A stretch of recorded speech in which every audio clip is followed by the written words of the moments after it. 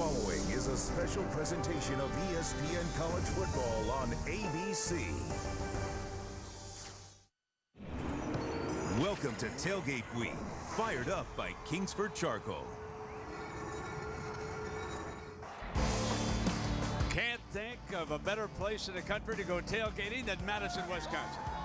The fans here have turned tailgating into an art form. And this is a very special Saturday night in Madison. It's the Big Ten Conference debut of the Nebraska Cornhuskers. A sea of red here tonight.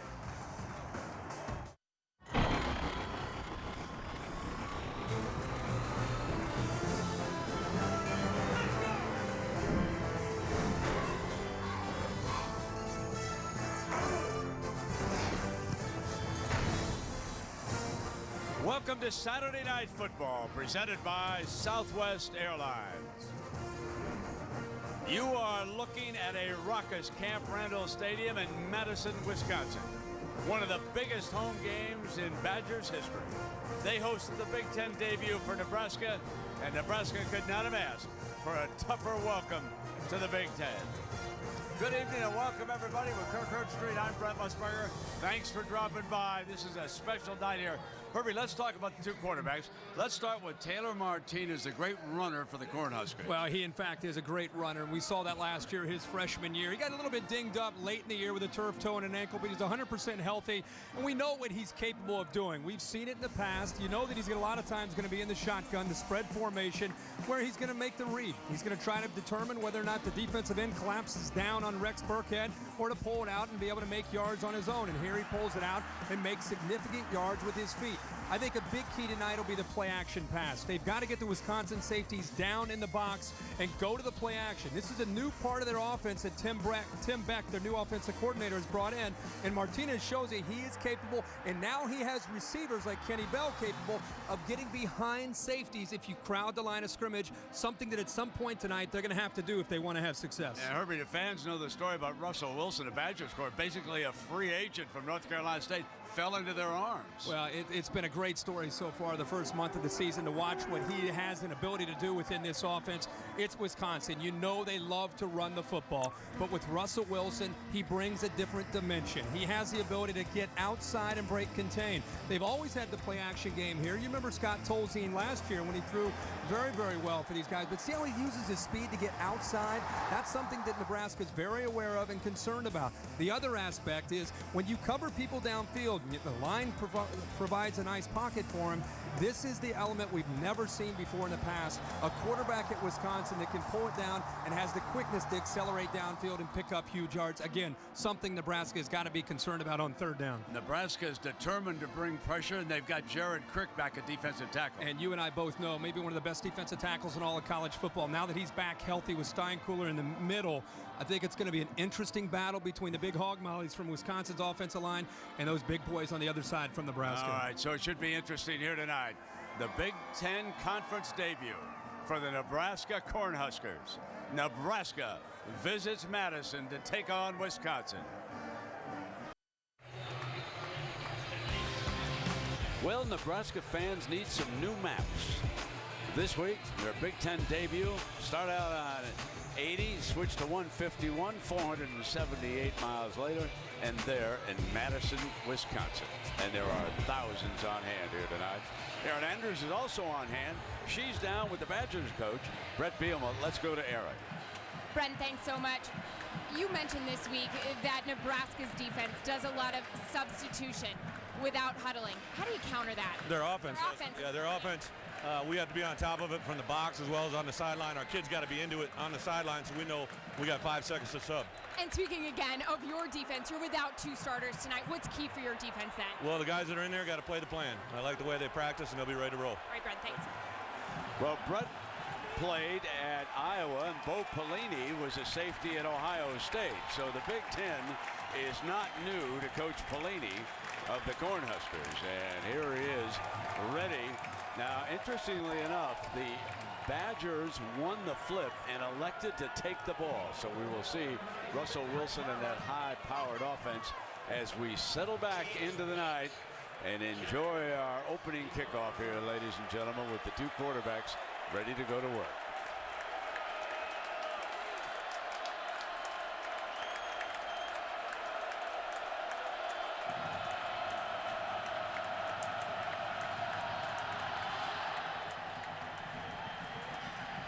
James White from the goal line for the Badgers to the 22-yard line. And now for the first time tonight, we will see Russell Wilson, the young man who has a minor league baseball career behind him, 3 years as starter at North Carolina State, Herbie. And here he is coming out with the offense, even though we had a player shaken up on the kickoff.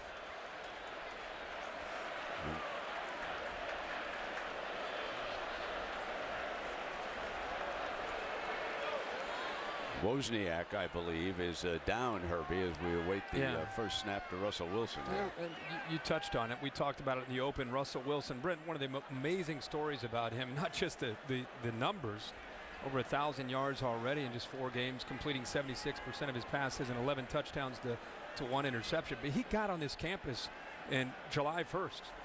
And his goal was to work as hard as he could for 1 month to consume that playbook. So by the time camp opened, he would have the plays down and the offense down and be ready to go for camp. And that was a great goal of his. And obviously he was able to achieve that. Now we can take a look at the timeline when he said he would skip spring football and focus on baseball. And then a few months later, Coach Tom O'Brien and State released him from his scholarship. That made him basically a free agent because he already had his degree, and it is legal to play right away if you take another graduate course, which Wilson has elected to do. And there he is addressing himself to Bill Lamagnier, the Big Ten referee and one of the best referees in the country. So number 16 is ready to go, and he has 2 outstanding running backs. You already saw James White return the opening kickoff, and he has number 28, Monty Ball, the junior from Wentzville, Missouri, in behind him in the eye.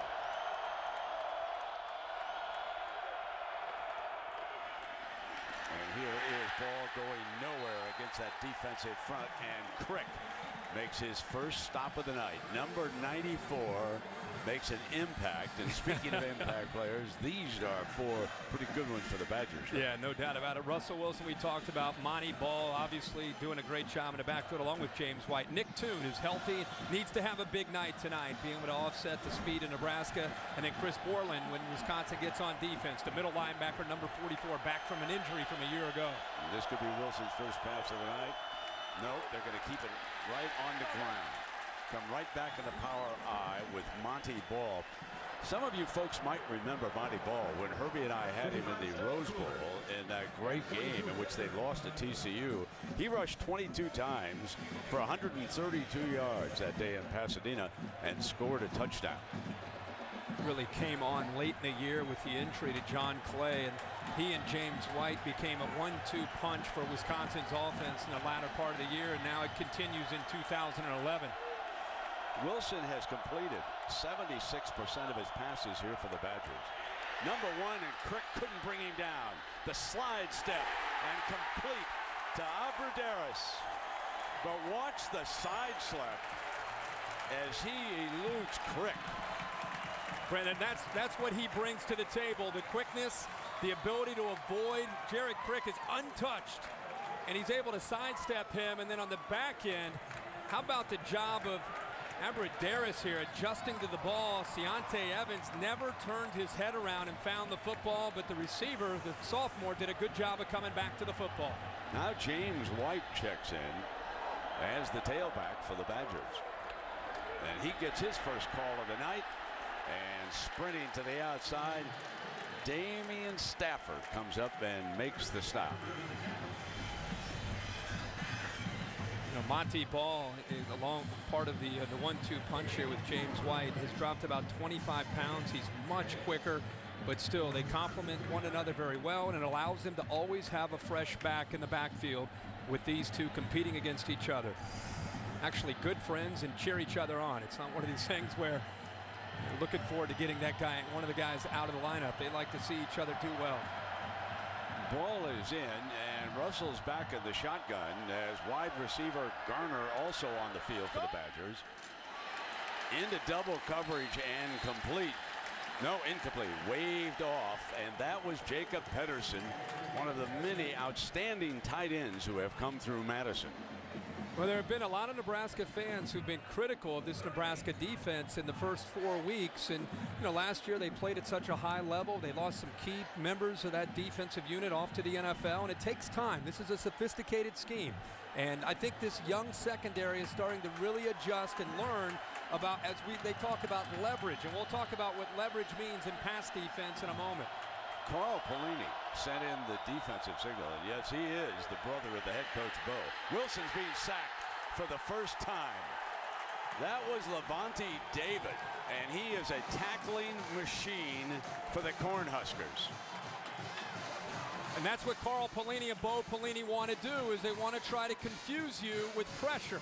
They're going to show you a variety of looks. They're going to take up all of the offensive linemen. And 48 Pedersen that time, I think, was the guy who ended up getting confused. He didn't slide over in time to be able to pick up the blitzing linebacker. And that's the second time now here early in this game we've seen a Nebraska defender come clean.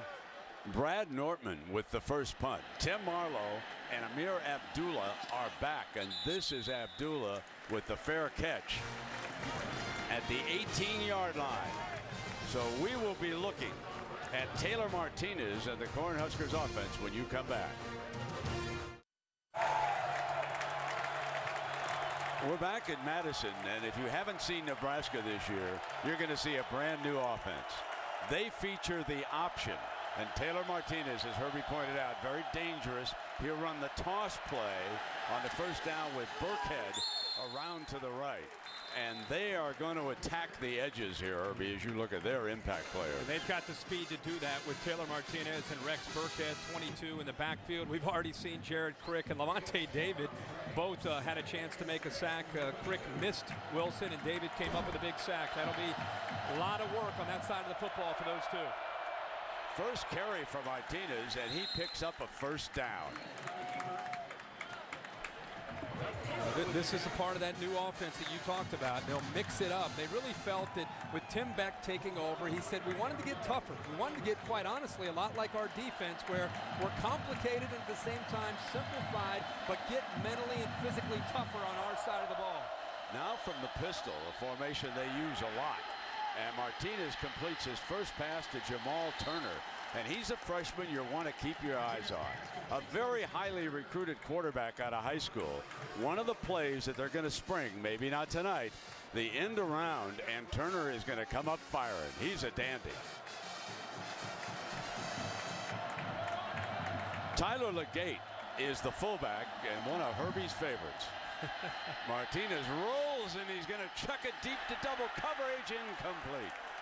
And Ununwa, I should say. Let me correct myself. Quincy Ununwa was the target. They're going to try to get the football thrown downfield. And when you try to throw it downfield, you got to be careful as a quarterback of getting locked into the receiver. Receiver's going to stretch vertically, and he's got double coverage. Look at the tight end Cotton underneath. It's okay to take a shot downfield to keep those safeties back, but once in a while you can't predetermine what you're going to do with the football when Cotton breaks loose on the backside as a tight end. 2nd and 10, and as Martinez came up to the line, timeout was called by the Cornhuskers. Their first timeout.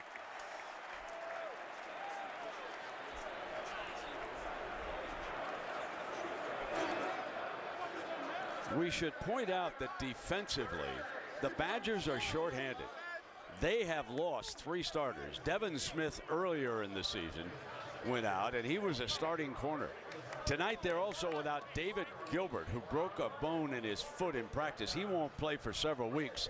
And Shelton Johnson, the starting safety, he's available only for emergency use here tonight. So, Herbie, the Badgers are shorthanded on the defensive side of the ball. And I think one of the things that this defense, it's really untested at this point. They've taken on some teams that were inferior to them. They knew they were better. And I think this is the first time that they're really going to be put on their heels. You see right now early, this tempo causing a little bit of confusion for Brett Bielema and the Badger defense. Martinez now faces a 2nd and 10. Going to the boundary with the option. Tough sledding over there. That's hard to go, and Claxton the first to hit him, and then he gets help. One of the things that Wisconsin is going to do tonight, and they're going to spy Taylor Martinez with the safety southward, number 12. They're going to walk him up close to the line of scrimmage, so many times you're going to have as many as 8, even 9 men up close to the line of scrimmage, depending on that formation, and that's why we talk about the importance of Martinez and his receivers eventually making some plays in the pass game. This is a big third down, and Nebraska's converted only 42% of its third downs in their first 4 games. Martinez fumbles but gets back on it, ball's loose.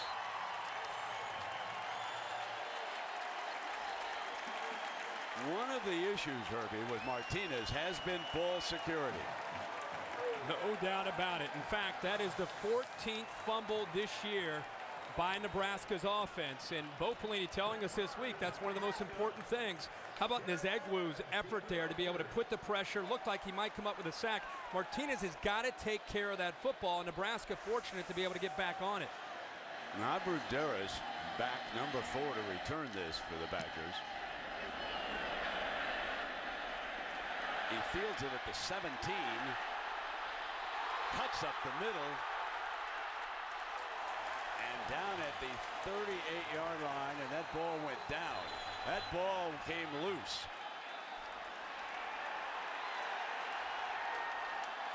Cornhuskers are signaling that they have it. And Bell gets out of the bottom of the pile, and indeed they do. The first turnover of the game, and they're in Badger territory. I'm almost positive they're going to take another look at this to see if his right knee was down.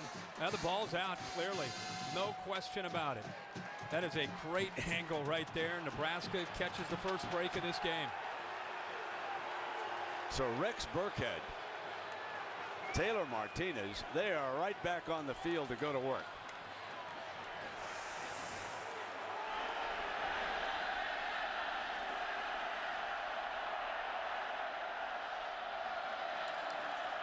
An option to the right, and Martinez keeping it all the way to the 35-yard line, picking up 4 yards on the play. Well, those linebackers right now really flow into the football. Chris Borland, 44, Mike Taylor. These guys understand this defense. They've been around. It's good to see them both healthy. Both have fought through numerous injuries, and tonight they come into this game feeling good and playing very, very fast. Nebraska loads up with 2 tight ends. And Martinez showing that pistol formation where the quarterback is a little bit closer to the center than in the regular shotgun. Protection, got one-on-one, going deep. No flag over there. Anunwa, the deep target again, Quincy Anunwa. Well, Anunwa gets one-on-one, and you saw the quarterback Martinez go to the check because he saw one-on-one to the outside, and this is where Nebraska, in my opinion, has changed the most. Not just the option under center, but a willingness to give the ball to Taylor Martinez, and when he sees one-on-one in a crowded line of scrimmage, try to take some shots downfield and try to win a one-on-one battle with his new group of wide receivers.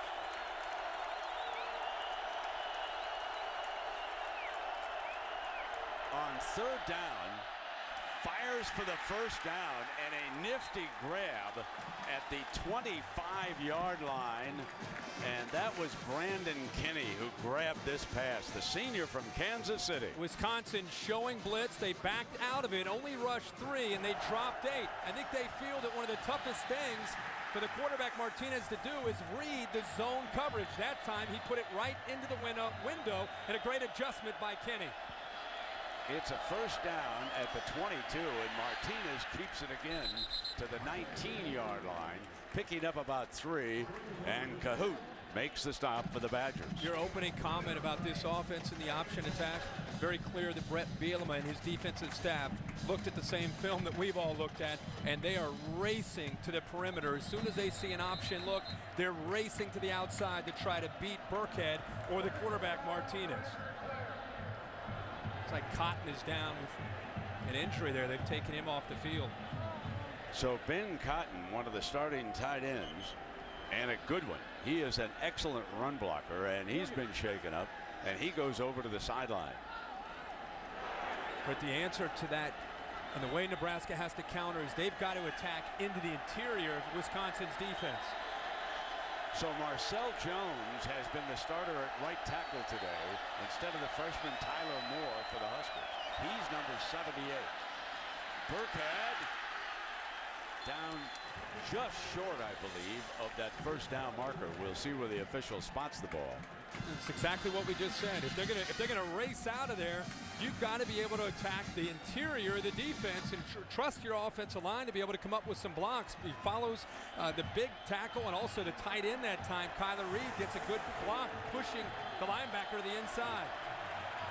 Andrew Rodriguez has started at left guard, so Bo Pelini has juggled his offensive line here tonight, and now it is 3rd and 1. Legate is in front of Burkhead. And he'll go for the first down. Fumble!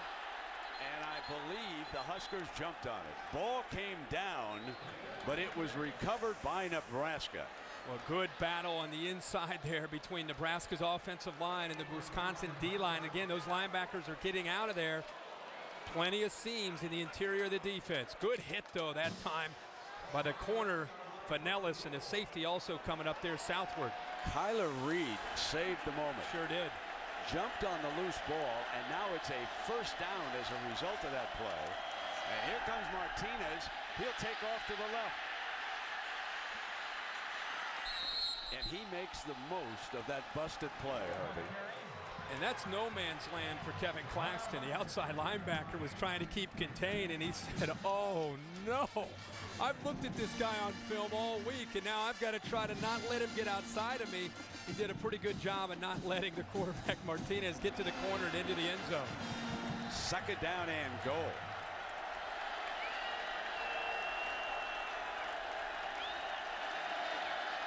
To the boundary again.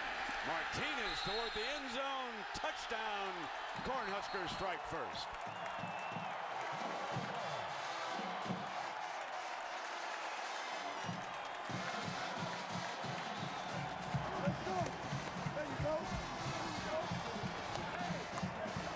So the sellout crowd grows a little quiet as we take a look at the replay to make sure that he broke across the line.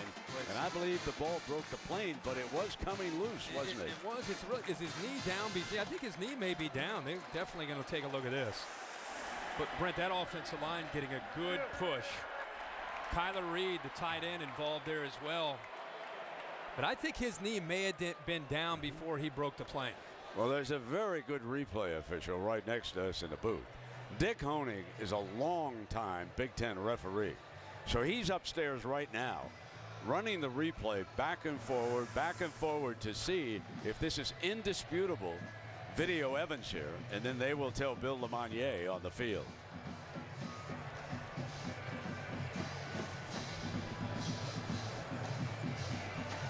You can see it right. You can see his knee come down, Brent, right there is his knee down, and here's the football right here. So I gotta believe it. They'll probably place that about the half-yard line. And from there, Nebraska will still be favored to score. Rex Burkhead has rushed for 7 touchdowns, and Taylor Martinez has rushed for 7. But the battle in the trenches on that drive played right into the hands of what Bo Pelini and Tim Beck, the offensive coordinator, wanted to see. And the tempo from Nebraska also, I think, caused some problems that time for Wisconsin on that drive.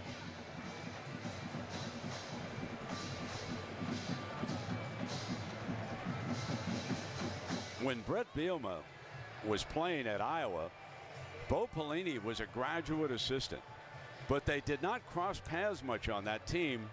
Bielema was a defensive player for the Hawkeyes, but Bo Pelini, who had played defense, wanted to work the offensive side of the ball.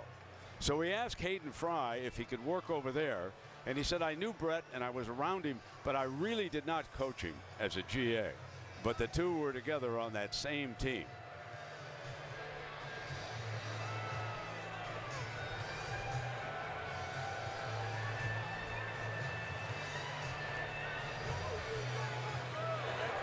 Following the video review, it's been determined the ball was at the half-yard line when the runner's knee was down. 3rd down at the half-yard line. So it'll be third down, and the only decision that Bo is running over in his mind, what happens if they stop my third down play? Do I come right back from the half-yard line? But he has one of the best field goal specialists in the country in Brett Maher. So Bo is thinking 2 plays at a time, but first things first. Here comes third and goal for the Huskers.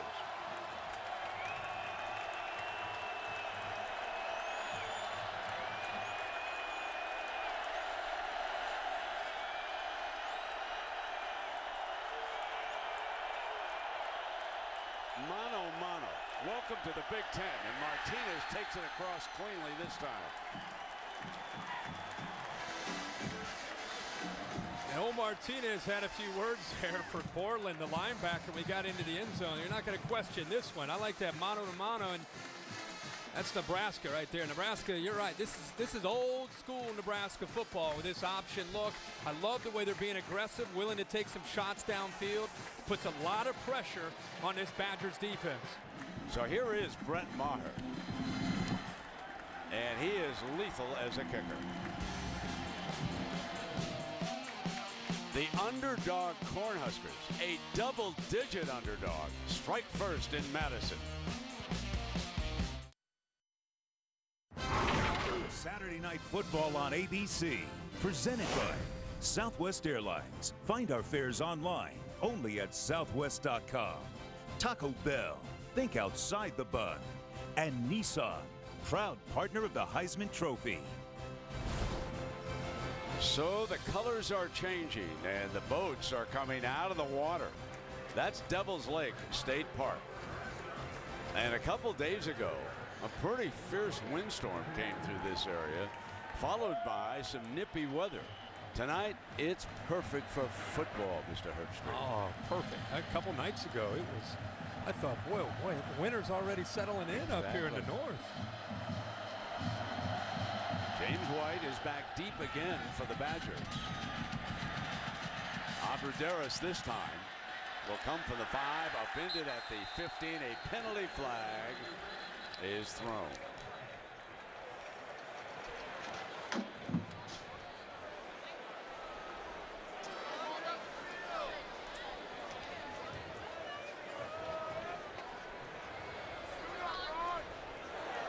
On the return, holding, number 17. Half the distance to the goal, first down. Very tough field position coming up, and let's go back to that touchdown. Let's not forget how that touchdown was set up. Abrederis trying to make a big return, ends up getting hit, ball comes out. Nebraska gets great field position. They take advantage of it, and then they get, looks like what we thought was a touchdown. They come back out, and as Brent, you said, man on man. You got Spencer Long and Marcel Jones and Ben Cotton lead the way for the quarterback. Taylor Martinez takes it in for the first touchdown tonight. Monty Ball will open as the tailback. Russell Wilson facing poor field position. He'll start off with ball and not much doing. Well, it's a very busy night in sports, and for our first update, here's Robert Flores in the studio. Hey, Brent, Taco Bell studio update. This morning on game day, Herbie mentioned that John Brantley wasn't throwing the ball downfield a great deal, but here he airs it out 65 yards to Andre DeBose. They have scored another one, but that TD is under review. They lead by 10. Clemson over Virginia Tech right now on ESPN2. Charlie Weiss, the offensive coordinator, has a lot of speed to work with there, Herbie. And here on the play action, Russell Wilson on second down has picked up a first down. Jared Abrederis, the sophomore, makes the catch. Respecting the running game, a lot of times creates one-on-one opportunities, and even against Dennard, who's one of the top corners in the country, matched up against Abrederis, who's still a walk-on looking to earn a scholarship, going up against one of the top corners, makes the play one-on-one and a perfect throw, and the timing between Russell Wilson and Abrederis. 18 passing yards for Wilson. He's now 2 of 3 for 39 yards, and they might as well keep it in the air. Good success so far. There's the play action. They're going to come up firing right away. Diving, but can't hang on. Incomplete to Pedersen, the tight end. And there's a flag on the play.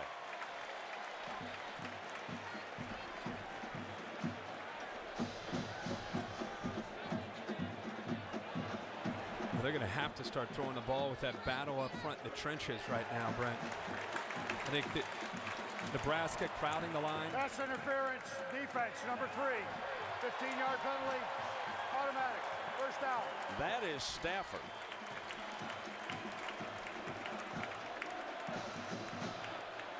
This is part of that youth. He's a junior college player. They're loaded up to stop the run first, and Pedersen has tremendous speed for a tight end, and Stafford comes in a little bit late. Really a close call, but because he got a hold of that jersey as the ball was coming in, that's what the official called him for. The ball is moved out to the Badgers 44.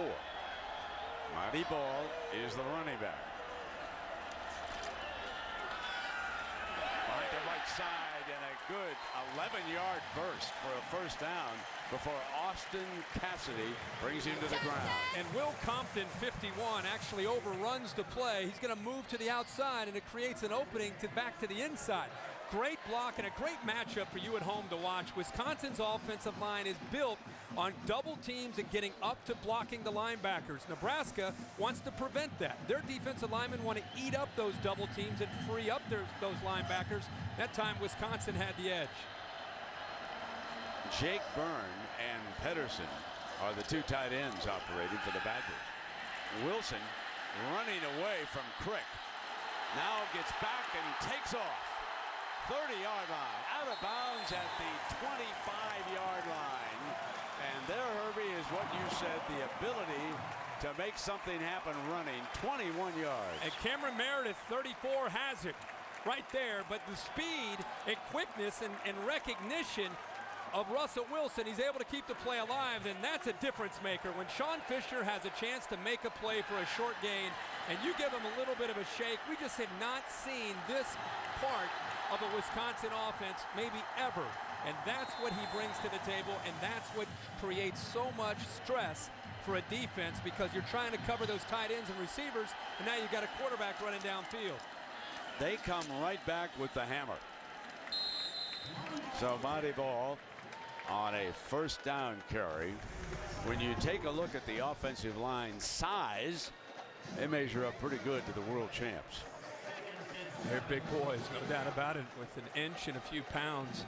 And there are a lot of guys that play on this offensive line that eventually will be playing somewhere up in the NFL. In fact, they had a few in last year's unit that are up not only playing but starting. Probably some of them are watching, Herbie. The Packers are at home tomorrow with a late afternoon game against the Denver Broncos. That is Nick Toon in motion, number 1. They come back with ball, shakes a tackle, another first down. David makes the stop, and the Badgers are just shy of the 10-yard line. Well, if they are watching, they're going to really appreciate Travis Frederick, the left guard, 72. Watch him pull around. You've got to be able to pull when you play on this offensive line, and he did exactly what he needed to do, kind of sealed the edge, took away Levante David and his speed, and allows the running back to get to the corner and get downfield. Love watching these Wisconsin linemen. I don't care how big they are, they still kind of move around, and they pull them, and they get them out there against linebackers and defensive backs. 3 of their linemen who were here last year are now starting in the NFL. Remarkable that this group is doing as well as they are. Peter Kahns is back. He's the center for the Badgers. Kevin Zeitler is the right guard. They're the ringleaders. But Ricky Wagner switched over from right to left tackle. He's going to be a good one. Travis Frederick is the left guard, and Josh Oglesby is the right tackle. They just plug in new, outstanding offensive linemen here in Madison, and they have ever since Barry Alvarez put the show on the road back in the 90s.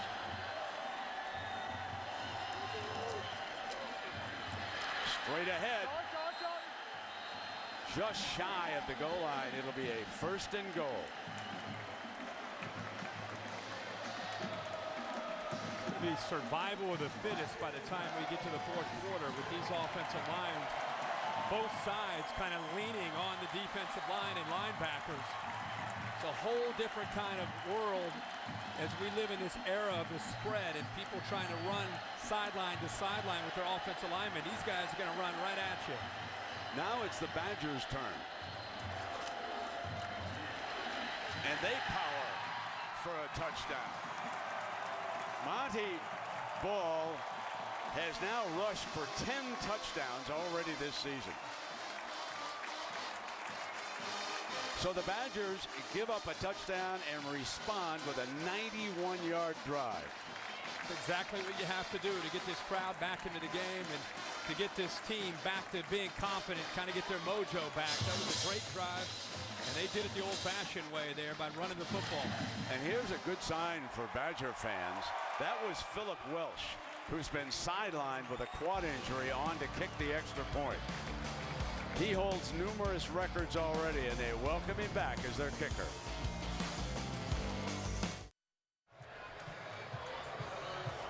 Well, this week on ESPN's Monday Night Football, Dwight Freeney will lead the Indianapolis Colts defense against Josh Freeman and the Tampa Bay Buccaneers. Herbie, it is something when we do an Indianapolis Colt promo and we don't have a Peyton Manning to talk about. You can see some of the marquee games that they had built around and what a difference it makes when he is not in that lineup. Is there anybody in the NFL that means more to their team? I mean, Tom Brady from New England. I think maybe Manning means even more to the Colts, based on what we've seen. Discussion yeah, point. It really is. So after tying the game, and that's Bo Pelini with the defensive players around him on the sideline, and his offense will get the ball again. Here's Abdullah. And the Badgers shut him down at the 25-yard line. Good coverage by the special team. And you and I were talking at the break about how big that was. They had even Wisconsin even had a penalty on the kickoff return, pushed them further back. But this is the way they close it off, Wisconsin style. Right guard Kevin Zeitler leads the way along with the tight end Jacob Pedersen. And when you get a block like that, 82 also chipping in. Jake Byrne, he kind of held the edge there against the big defensive end Cameron Meredith. That's textbook Wisconsin football. You can talk all you want about Russell Wilson. At the end of the day, they've still got to be able to run the football. So Taylor Martinez brings the Huskers offense, and that's movement on the right side.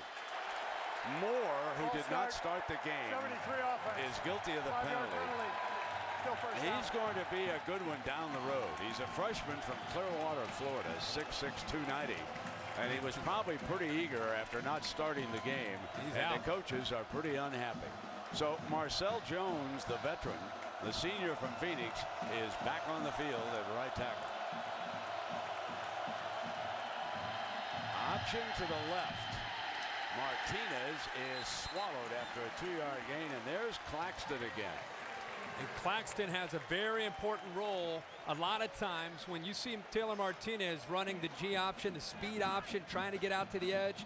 The man he's a lot of times reading on determining if he's going to pitch the ball or keep the ball is Kevin Claxton. That time he did a really nice job of waiting and then all of a sudden accelerating down and taking the quarterback Martinez out. Toss play as they bring an edge. Abdullah, they bring him off the left side and toss to him, and he finds the edge for a nice gain. Now this is a different game, a different tempo for Nebraska's offense, and because of the speed of Wisconsin's defense, these offensive linemen in that time, I think it was Marcel Jones who just checked back in the game. Nzegwu was moving so quick, he underestimated that speed, and he had to hold on to him to be able to sustain his block. Holding, 78 offense, 10-yard penalty. Second out.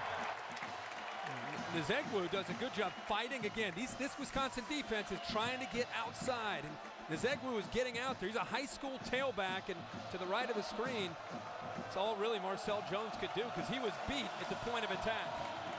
He was holding on to Nzegwu and pulled him back. Second and a bunch. This is not the situation Martinez wants to find himself in. He'll throw deep. He's got a man wide open. First down. Anunwa. Quincy Anunwa, and a busted coverage as the secondary loses him. That's exactly right. You see three receivers. You see three defensive backs. Confusion in the back end. That's exactly what happened. Half of them were playing man-to-man. The other half were playing zone. A 29-yard gain, and now they come back with the power running game. Burkhead gets the carry. You've got a quarterback that's struggling to complete more than 50% of his passes, and you have him in 2nd and 20+. Wisconsin had Nebraska in a hole, and they let him out. So, Herbie, after one, we're deadlocked at 7. And this presentation of Saturday Night Football, presented by Southwest Airlines, returns after this message and a word from our ABC stations. Well, we are all even here in Madison, and Alabama has just tied Florida and Gainesville. They too are deadlocked at 10. Here it's 7-7, and each team with 94 yards of offense. And now closing in on 100 with that run by Martinez to the 40-yard line for the Huskers. It was old-fashioned Nebraska. When I say old-fashioned, going back to the zone read from the pistol. And as Egwu comes down, collapses down on Burkhead, even fakes the cameraman out. And that's how we saw so many times Rex Burkhead and Taylor Martinez working together for the Nebraska offense a year ago.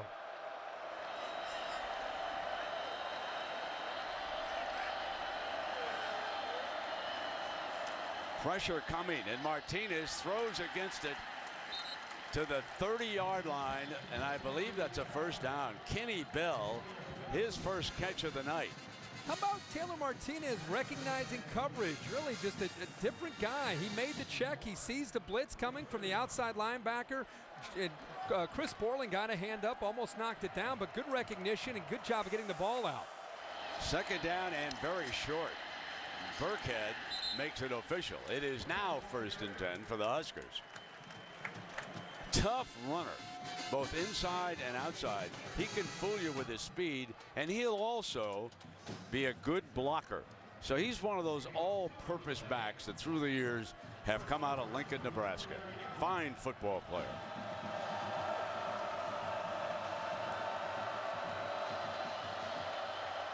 Their preferred look here has been the pistol. Play action. Wide open in the middle, Cotton, and Cotton, who was shaken up early, takes it to the 1-yard line.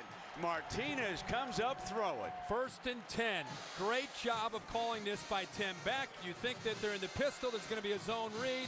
He reads it perfectly to the inside of the defense, and Cotton, who's becoming a better receiver, shows the soft hands and almost gets it into the end zone. Nice call by Tim Beck. Noseman rushes onto the field for the Badgers. There's that option again. Martinez keeps it, takes a pounding, and it will be 2nd and goal. The one thing about option football, and the reason why you don't see it on Sunday, your quarterback is going to take a lot of punishment, as Martinez did right there.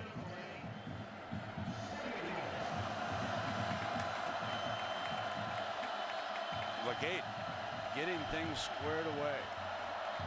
He's the fullback.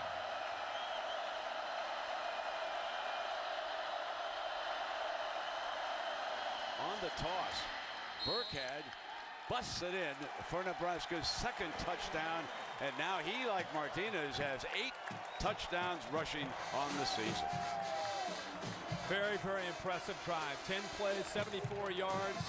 Seeing a couple offenses right now executing, and I think both quarterbacks kind of settling in here. Love to see Nebraska willing to be aggressive with their play calling, and they've got a different quarterback this year in Taylor Martinez with his understanding of this offense and the way he's executing right now.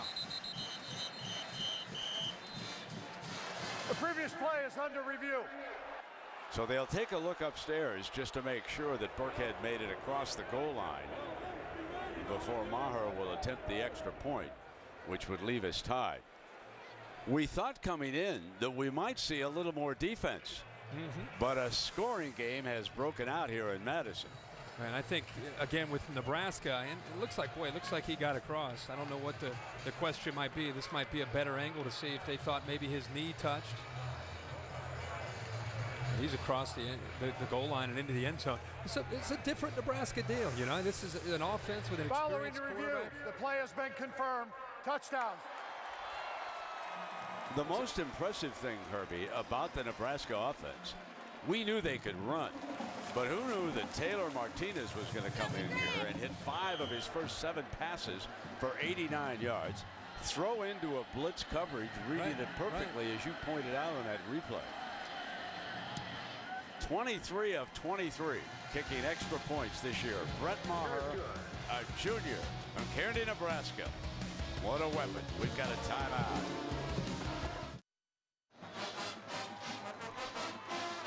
(14-7) Nebraska. And now, Herbie, it's time for our conference update brought to you by Dr. Pepper. Take a look at the Big Ten and tell us what surprised you here today. Illinois off to a 5-0 start. Got a little challenge today by Northwestern, but they're off to a 5-0 start, looking great. And Michigan State going to Columbus and taking care of Ohio State. And just to see the Ohio State offense, as much as they struggled today. Michigan State had 9 sacks. Ohio State's offensive line struggled. So Mark D'Antonio, former Ohio State assistant with Jim Tressel, goes into Columbus and gets a huge win for the Spartans. So the Cornhuskers regain the lead, and they kick it away. And here's James White. Down at about the 22. And Herbie, let's take a look at Taylor Martinez's night so far. Yeah, you talked about him going 5 for 7, but I just think it's the way they're attacking Wisconsin that's been a breath of fresh air. Here they cause a little bit of confusion, trips receivers to the field. Inside receiver is able to break free. Anunwa, and is able to make a big conversion there on 2nd and long. This is probably the most impressive thing. Play action, you're trying to bring the linebackers up. Your tight end is working Ben Cotton to the middle of the field. And the patience there showed by Taylor Martinez, just outstanding understanding and execution right now by this Nebraska offense. James White is the Badgers running back. And you have to wonder when Russell's going to find Nick Toon. Going deep for him right now. And Toon with a spectacular grab. So his first catch of the night, and the young man whose father was a legendary receiver here shows up with a big play. And a good call there by Brent, wondering when it may happen, and he got the call, and Toon's able to make the play. Seontae Evans looks like he may be down. Boy, throws it into double coverage, and Toon is able to go up and somehow come down with the catch. Toon is from right here in Middleton, nearby Madison, and he now is only 2 receptions behind his father in the all-time list here in Madison. Watch this catch. Look at Seontae Evans dropping into coverage. I mean, it's double coverage, but the strength and the ability to go up and high point the ball and the hands and focus and concentration. It's a huge gain. Al and his mother are in the stands, and they must have appreciated that.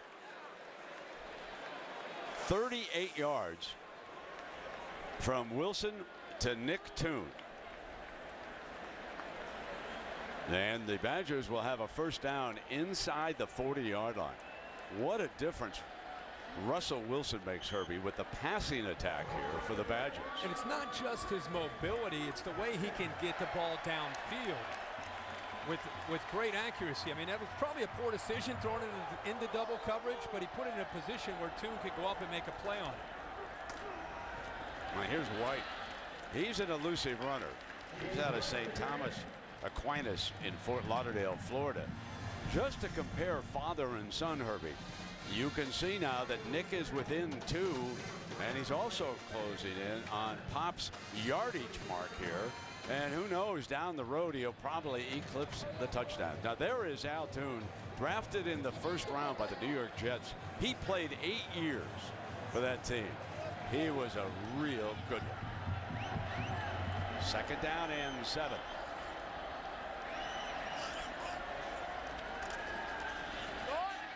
Time and back he goes to Abruderis. Abruderis' 3rd catch of the night. He's a sophomore from right here in the state of Wisconsin. And Abruderis beating man-to-man coverage. He's able to get away, and that's something that Nebraska has always prided themselves on, as being physical. But Andrew Green, a young sophomore who has struggled at times in man-to-man coverage, Abruderis breaks clean easily to the inside. And again, the patience and poise of Russell Wilson on display. Now, Russell Wilson's late father went to the last cut with the San Diego Chargers, a man who tragically died at the age of 55. So Russell Wilson has athletic genes too. He's back again, and he'll take off. Headed for the end zone. Touchdown, Russell Wilson, and there is a flag thrown, so let's hold on. There's a flag back over in front of the Nebraska sideline after that 22-yard run. And this is going to be a holding call, and it's going to come on back. Do you suppose that Bo Pelini helped him call that play? Just maybe. Boy, about to be another play to add to Russell Wilson's highlight film. Offense, number 58. 10-yard penalty. First down. That's the left tackle, Ricky Wagner. Ricky Wagner matched up one-on-one with Cameron Meredith. Big physical defensive end from Nebraska. He's just matched up one-on-one. And, you know, what's interesting is you see the quarterbacks, each steps in. The acceleration and see the vision downfield. 58, Wagner's right there, clearly holds on to Meredith. But the recognition of the coverage downfield, and then to have the speed to be able to make a defense pay for it, that's special. And that's what he brings. And all that experience that he played for North Carolina State and Tom O'Brien, it always comes into play here. So it is now 1st and 20, and back he comes complete to Pedersen.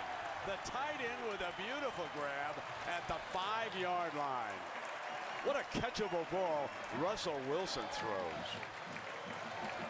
Great legacy of tight ends that have played here in Madison, and they feel that Pedersen can fit right in, matched up man-to-man, is able to break away from Thorell, and the ball is thrown exactly where Pedersen can go up and make a play on it. Now it's the power I for the Badgers with a 1st and goal from the 4-yard line. And the tailback that time, I believe, was White. He at least has been on the field for that series. Big Jared. And he may come out, and they may come back in with the bigger running back, Monty Ball, who goes about 215 pounds. So number 28 comes in after the 195-pound White was taken down short of the end zone. Jared Crick that time, Brent, making his presence being felt, got away and was able to create some penetration that time to get into the backfield. Power look for Ball, driving, touchdown Badgers. An extra point away from tying the game again, and we will see Philip Welsh.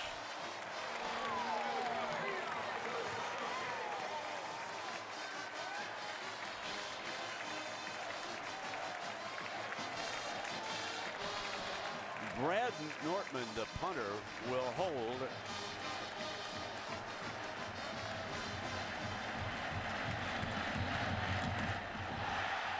Not a good one.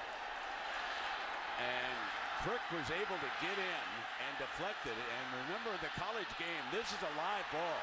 If they go the distance, it's worth 2, but they don't. So we'll check that replay, but on first look, it was big number 94, Jared Crick, who was able to get involved. So we'll come back and check it for you. But as a result, the Cornhuskers lead it by 1. Saturday Night Football on ABC, presented by Southwest Airlines. Find our fares online, only at southwest.com. Ally Bank, no nonsense, just people sense. And Chevrolet Volt, it's more car than electric. So a blocked extra point here in the capital city of the state of Wisconsin is our difference.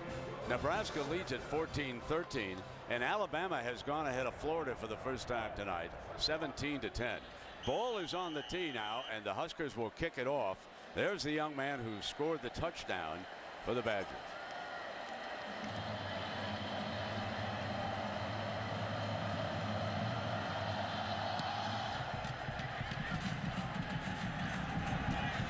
From the 6-yard line, Abdullah looking to get daylight, and he's down at the 30-yard line. Well, Brent, Kevin Zeitler again leading the way. The big right guard's going to come around, and the fullback also, Ewing, gets a good block. Watch 70 put Will Compton right on his back. Right there, his ball takes it in, and as you said, the difference in the game, it was Jared Crick fighting and pushing his way through, being able to knock that extra point away. We were kind of kidding there as they tried to return this. I think they got a little confused there with all that red and white. Tanner Martinez, and he has shown us that he'll come up throwing out of this pistol formation. He's got trips to the left. They like to throw, but this time they're going to run the option toward the boundary. But there's a flag thrown, and again it's thrown on that far side in front of that Nebraska sideline.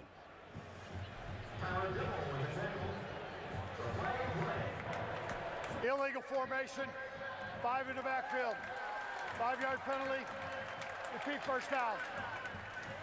As we take a look at the Pacific Life game summary, our 2 star quarterbacks that Herbie talked about at the beginning of the game, and here they are. And they both have done a great job of just making great decisions. The numbers are obvious, but what you don't see is the way they've been able to execute in the very few mistakes either one of them has made up to this point. Needing 15. Martinez, receivers covered. He's down at the 25, and it'll be 2nd and long. Yeah, that wasn't just good pressure up front. That was a coverage sack.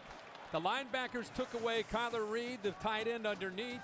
And eventually, you think about Taylor Martinez, he's going to take off. But by the time he decided to go, Wisconsin did a good job of not allowing him outside of the pocket. They forced him to step in, and then they were able to chase him down. That's perfect defense for Wisconsin on how they want to defend the athletic Martinez. Big Bo Allen was right in the middle of that, the defensive lineman. And Martinez is going down again. And this is 3rd and a bunch, and this is good defense. Cahoon, the other defensive tackle, he's a sophomore, as is Allen. So 2 youngsters getting some playing time, and they brought the lumber on those 2 plays. Good coverage again downfield. Not an overly sophisticated passing attack. Most often, Nebraska tries to get the element of surprise in their passing game, but the last 2 dropbacks, the pocket just closed in on Taylor Martinez. 4 wide receivers on this 3rd down.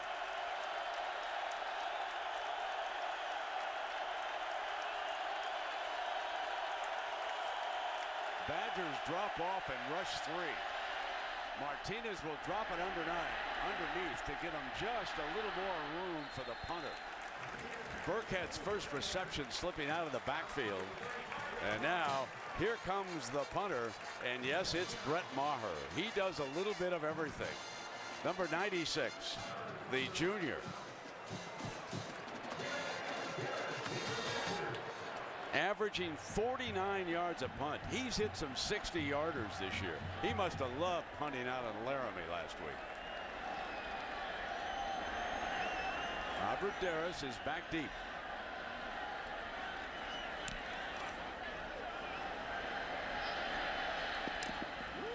Runs up on the ball and catches it as it goes out of bounds at about the 27-yard line. A close one in Madison, and you're watching Saturday Night Football on ABC.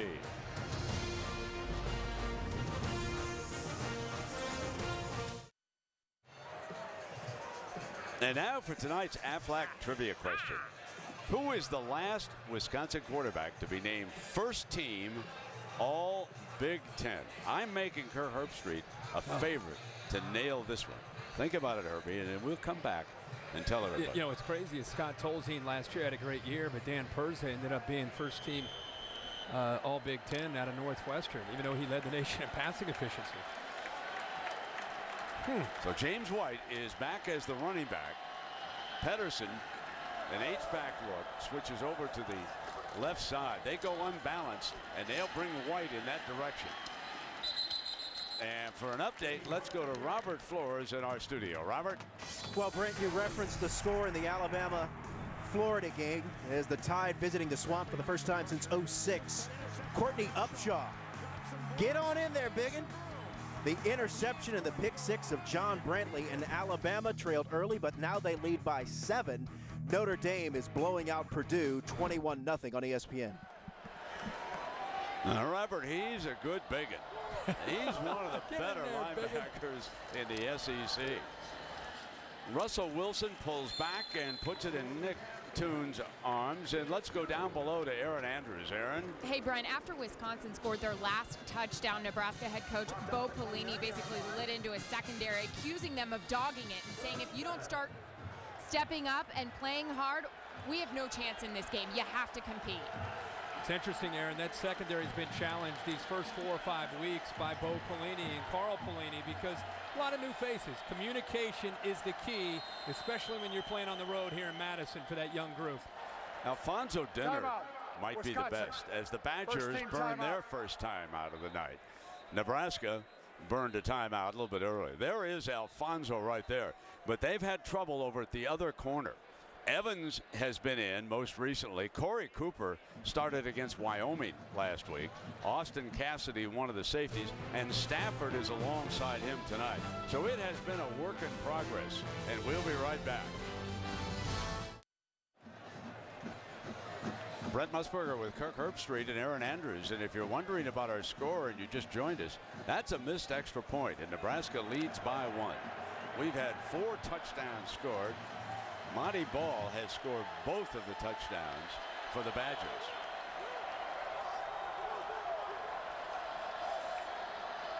Wilson drops back in the gun.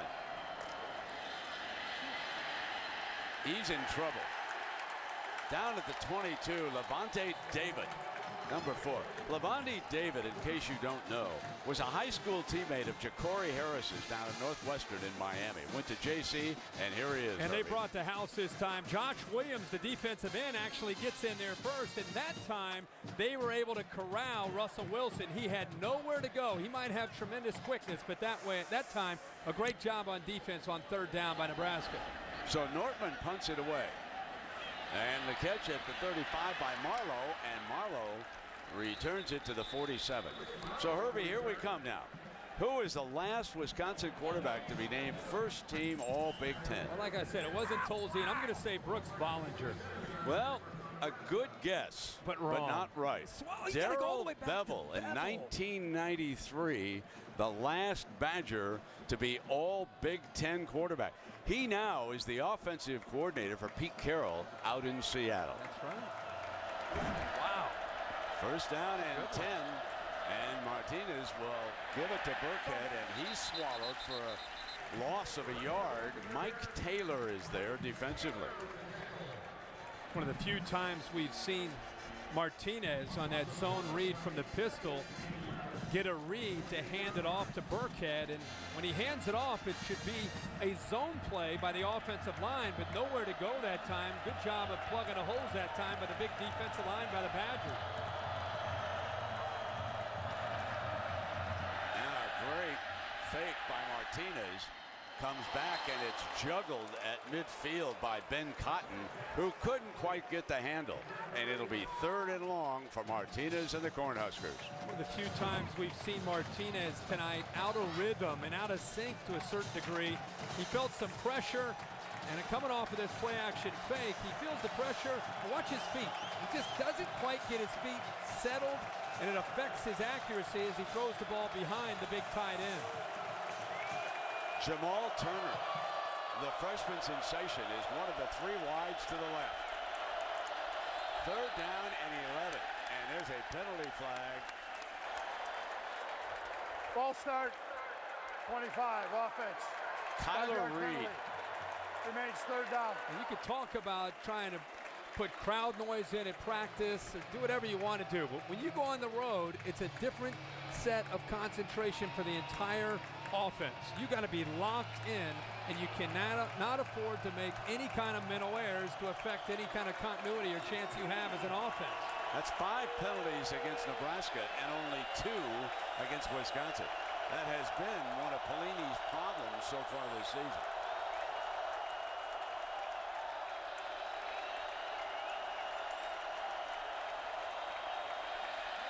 Pocket is clean.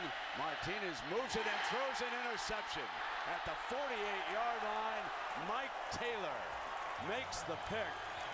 And the Badgers get it back, and Bo is not happy about that decision. This is where you'd like to think Taylor Martinez would grow. You cannot self-destruct on the road. Taylor shows blitz, and then it's going to drop into coverage. And I don't think Taylor Martinez ever saw him. He looks to the left. Once he gets outside, he tries to go back inside to Kyler Reed. Miscommunication, throws the ball right into the waiting arms of Mike Taylor.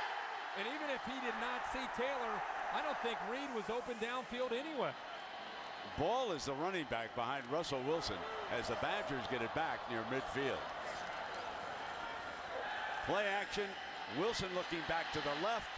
Now tries to scramble out of trouble, get back toward the line of scrimmage, and he will chuck it down.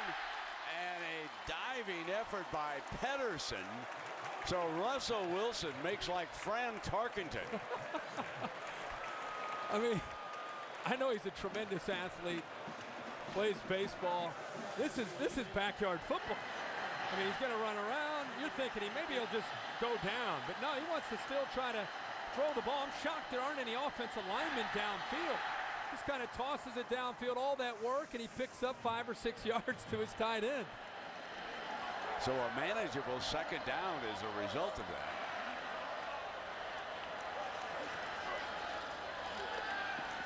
Moving the pocket to the right. And he'll throw this one away. Aberderis was running down the sideline, but he was well covered.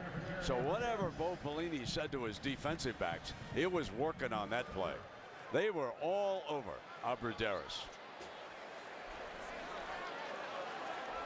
Wisconsin's best chance of executing in the passing game is off play action, when they are able to complement their passing game with the running game. Run the football with White and Ball allows you to get back to play action and try to get that young defense out of position. 3rd and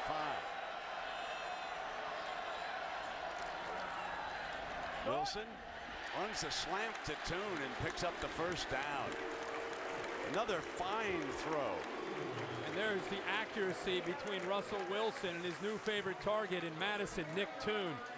Paul Chris telling us this week, Brent, that Nick Tune has got to win on 3rd down. He's our go-to guy. He's got to come up big on 3rd down for us. Now that he's healthy, he fought through a lot of injuries last year with a turf toe and thigh bruise. That time he got to the inside and gave his quarterback a chance to make the throw. Badgers have 3.5 minutes here.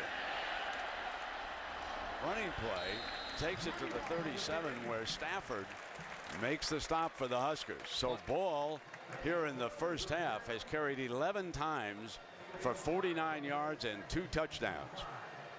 Plenty of time for the Badgers to kind of stick with their identity where they run the football and get Russell Wilson back there off the play action. Plenty of time now at 3 minutes and still a couple timeouts deep into Nebraska territory and moving here.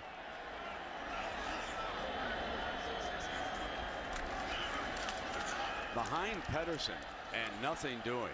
Huskers read that play beautifully, and Levante David, who has 2 sacks already tonight, now comes up with another tackle.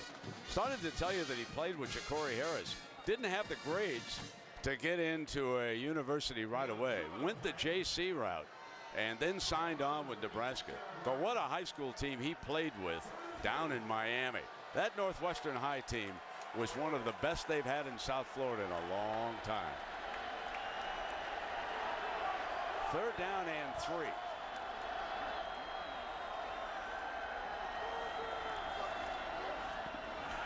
Beautiful fake toss.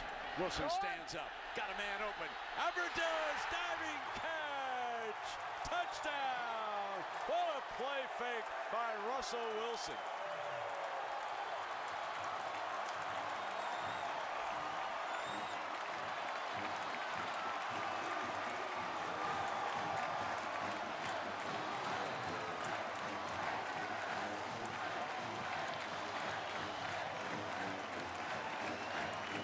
They will not go for 2.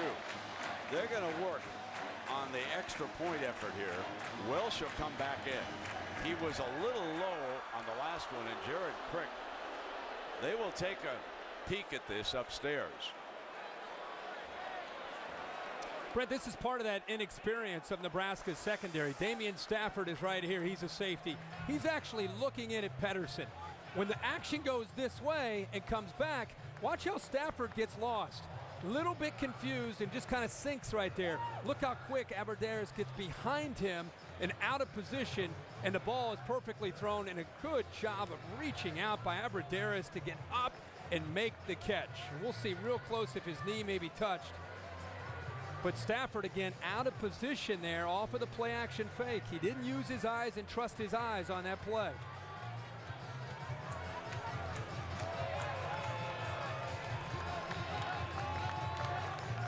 They'll probably call him down. It'll be close.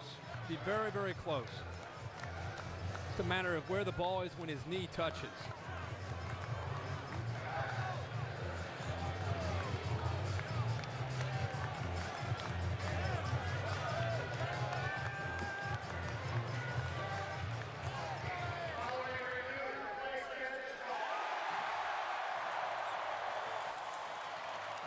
So nothing that Dick Honig saw could cause him to turn that touchdown over.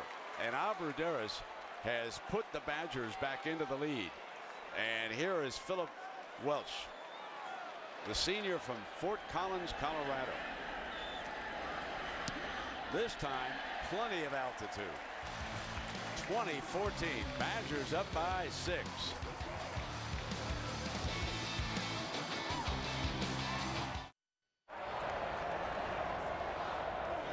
Teacher and students. And on that pass play, the Badgers crossed hard from left to right, and they simply lost the man. Yeah, no doubt about it. And we heard all week this week from Nebraska's coaches, Bo Pelini and Carl Pelini, about technique and trusting your eyes and reading your keys. And with an inexperienced group, that's much easier said than done. And you get out here and you start to see the game, and it starts to move fast. And it makes it a little bit tougher than looking at it on a Tuesday or Wednesday in practice. That time, clearly, they were lost in coverage. Marlowe and Abdullah are back deep for Nebraska.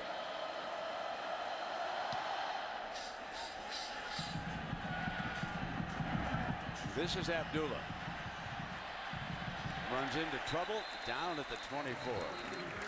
What a reminder that Sunday NFL Countdown presented by IBM on ESPN at 10 a.m. Eastern. Chris Berman and the gang, they'll talk about the soul of Detroit, how the Lions are putting the motor back in the Motor City. And Green Bay, one of the league's 3 undefeated teams, just up the road, they host a Bronco team coming off another tough loss. They'll cover all the stories. You'll fill out your fantasy lineup, your survivor pools, and on we'll go. Lions for real?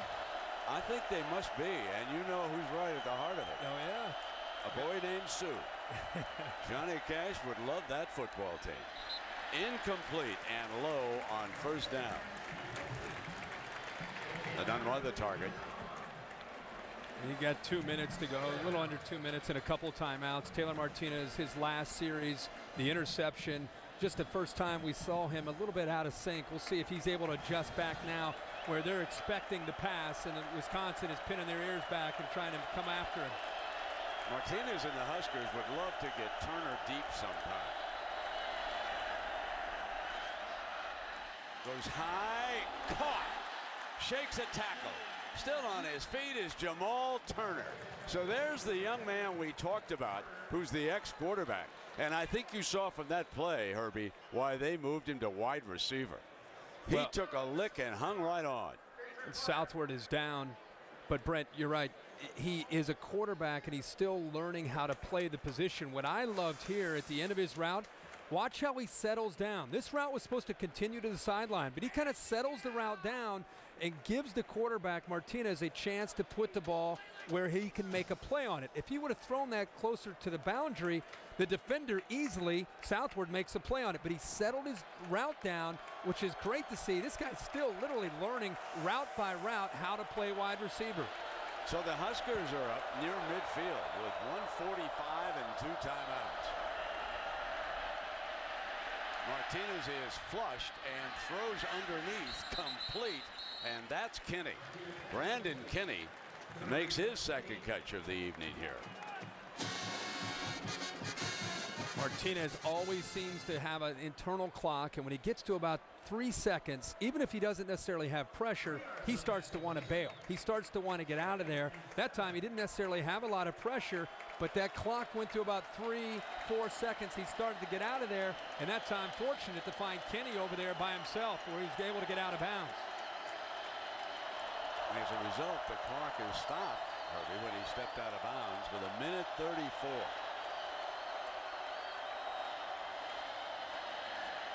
Martinez going deep and incomplete. Kinney again the intended target. Kenny tends to be more of a possession receiver. And when they want to go downfield, they're going to look for that freshman from Arlington, Texas, Jamal Turner. Kenny Bell, another freshman from Boulder, Colorado, has also proven this year to be a deep threat, number 80, who's down at the bottom. He and Turner bring a little bit more explosiveness to this wide receiving crew. Let's see if Martinez goes in that direction. He's looking at the two of them. Comes high for Turner, intercepted. Picked off at the 27 by Aaron Henry. And Martinez overthrew his target that time. And Henry was sitting right there for the interception. And Bo Pelini is not happy. Brent, this is called, again, predetermining where you want to go with the football. Receiver's going to go here, another receiver's going to go here. You're reading this man right here. If you're Taylor Martinez, you're watching this corner. Watch the corner. Notice how his shoulders are turned and he's sinking. It's going to be tough to get the ball thrown into this window. Once he tries to throw it, the corner sinks and the safety's able to come over. Not only a poor decision, a poorly thrown ball and a big interception for Wisconsin. And on their last 2 third downs, Martinez has thrown interceptions. So Russell Wilson comes back, drops it off underneath to James White, who is out of bounds at the 45. And we go to Robert Flores for an update. Robert? All right, Brett, back to the swamp where Alabama's pouring it on Florida right now. A.J. McCarron from the 1. They lead 24-10 inside of a minute, first half. And it doesn't get any easier for the Gators. They've got to play LSU next. And if LSU isn't number 1, they're number 2 right behind Bama and Oklahoma. Those 3 teams are battling it out. Wilson comes back underneath, incomplete. And it'll be 3rd down. So there's so much going on that you certainly want to catch up on the Northwestern Mutual halftime report. John Anderson's in the studio tonight with Jesse Palmer. They'll have all the day's big highlights.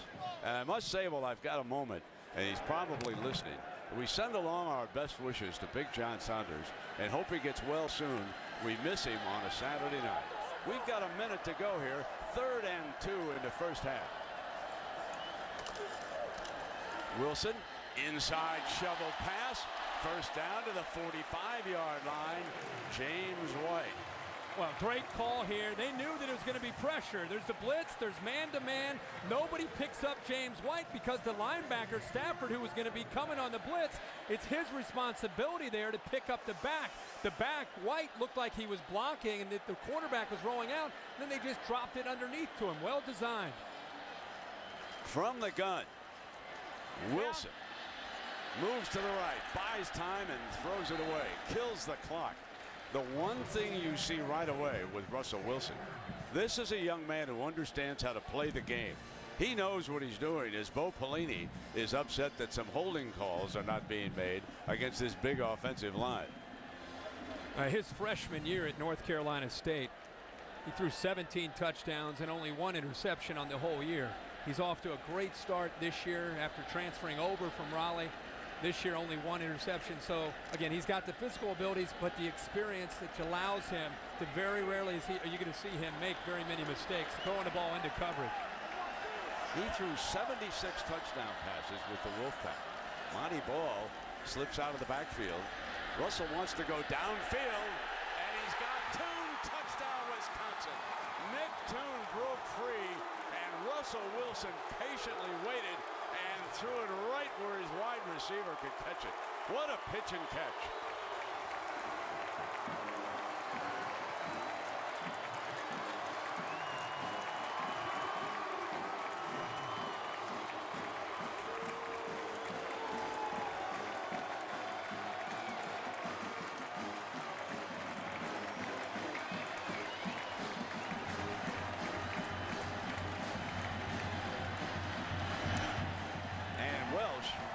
On another extra point.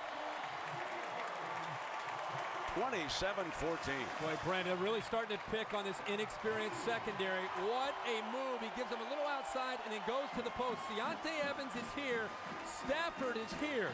Take a look and watch how he sets this up. He gets separation, gets downfield, gives a little move to the outside, which moved the safety outside. So he beats Deontay Evans off the line of scrimmage.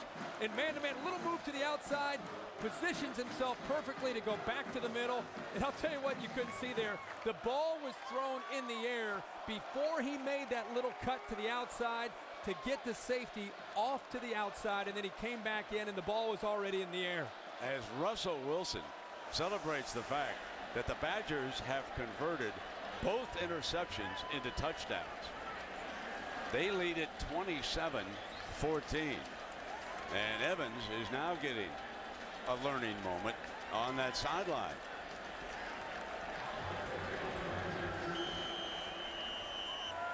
So the difference in the game, points off turnovers. The last 2 third downs, Martinez has coughed up interceptions. Werner kicks it off.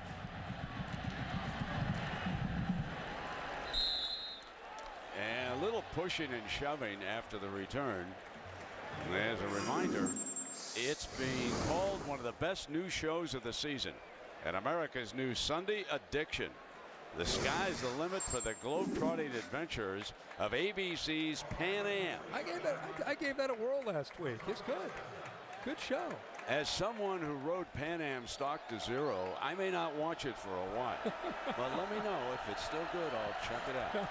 First down and 10 now.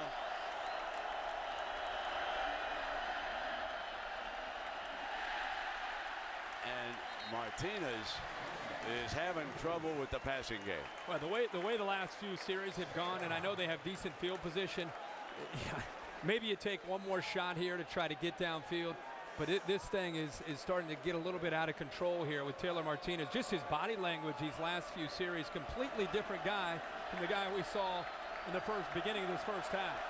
Well, if they can get close, Maher has 50-yard range. He's the field goal kicker for Nebraska. There's a penalty flag. Did they run out the clock? Rodriguez moved. 63. Offense. 5-yard penalty. Starting to unravel here. Very sloppy down the stretch in the first half.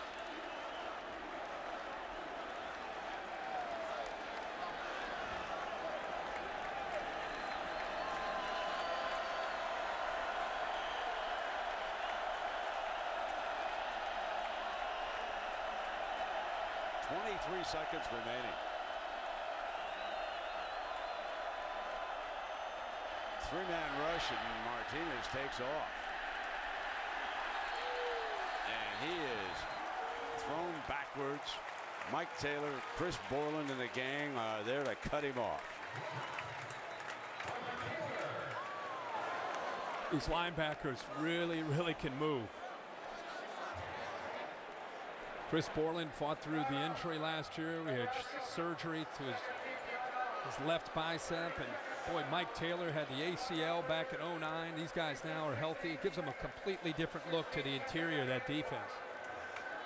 Herbie, it has been a very disappointing second quarter for Nebraska, and I'm sure Bo Pelini is going to give him an earful here at halftime. This is rough. Yeah, I mean, and especially considering the way the game was going. I mean, it looked like both of these offense were executing and really just, I think, in control of things and felt very confident with their plan. And then it just goes to show you just miscues, the penalties, moving back to 1st and 15, the turnovers where Martinez seemed to be in complete command, and then he turned it over the last few times, and Wisconsin's been able to benefit and turn those into points. So that's the difference in the game right now, and that's the challenge of being on the road in the Big Ten or any other of the premier conferences out there. Now let me say one other thing. Russell Wilson is as good as advertised. He knows how to manage the game, throws beautifully, and he has that escapability going for him too. So he has been a delight watching him in person here for the first time quarterback this Badger team. And now Martinez down the middle, complete, and there he could be in field goal business. That is Turner again with 8 seconds. And remember, I told you that Their field goal kicker has 50-yard distance, and I think the sideline is signaling throw it down and stop the clock. They've got 8 seconds to go. Nebraska will take a timeout. They had 2, and there is the young man. He's from Kearney, and he is a real good kicker. 8 of 9 overall this season. 1 of 2 from 50-plus yards.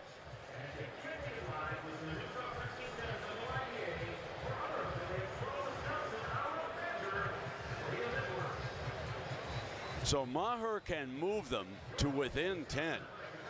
And that extra point looms large now that the Badgers missed, if the Huskers can pick it up offensively in the second half. That's a big throw there by Martinez. We were just talking about this thing unraveling, some miscues, the interceptions, the false starts. Then they take the shot down, and now they give themselves a chance here, as you said, to cut it to 10.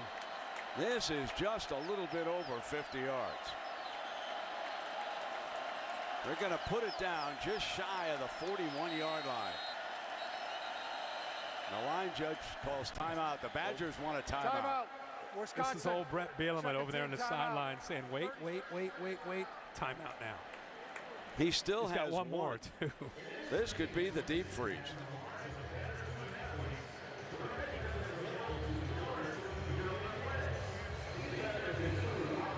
When you look back, Herbie, at the season so far and the matchup of top 10 teams, it has been a great start to this year. Yeah, our first night in Dallas, where LSU showed that they were willing to take on the speed of the Ducks, and Jarrett Lee played well and got him a big win. The next week we were down in Tallahassee, and #1 Oklahoma took the best shot from the Seminoles and lived to tell about it. And then Oklahoma State and Texas A&M and Nebraska and Wisconsin tonight. There've been some great matchups here. You're right, in September. It's been great. Now we're starting it here in October with a good game. Austin Cassidy will put it down.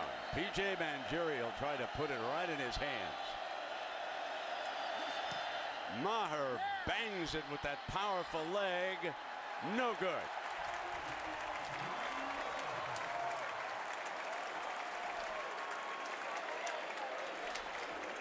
So he takes a crack at a 50-yarder and can't make it with 3 seconds remaining here in the first half. A second quarter to forget if you're Bo Pelini and the Nebraska Cornhuskers. And don't forget, Wisconsin won the toss, elected to receive the ball, so Nebraska will start the second half with the football. That is what Russell Wilson has accomplished the first half of this season. Not a single interception. He's like a coach on the field, we were told.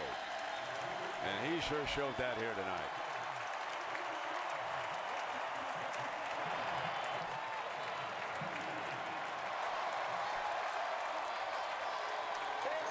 So it's 27-14. Now let's send it to the studio. John Anderson and Jesse Palmer. Here's your Northwestern Mutual halftime report. Take it away, John. Halftime at Camp Randall, and a party mood is prevailing. Badgers up by 13. The folks chanting, "Where is Lee Corso?" Desmond Howard for his Nebraska prediction. Elvis has left the building, but all is not lost for the Cornhuskers. But Bo Pelini was livid at his defense in the first half. So mad he wouldn't talk to Aaron leaving the field. What has to change?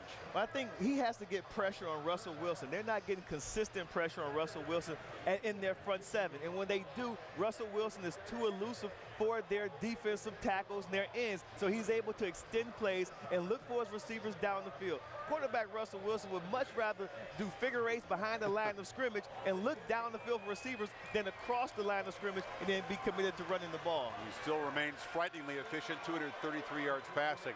Now, do you agree with Jesse Palmer? Nebraska, when they get the ball here to begin the third quarter, has to run it rather than throw it so much? Yeah, I think that's their bread and butter. Let's face it. They want to run the ball. They have to commit to running the ball. In the first half, Nebraska passed the ball 17 times. Wisconsin only 16 times. Nebraska needs to get to their bread and butter and run the ball. A lot of work to do to make this a happy debut. More after these messages and more from ABC stations. The second half is coming up.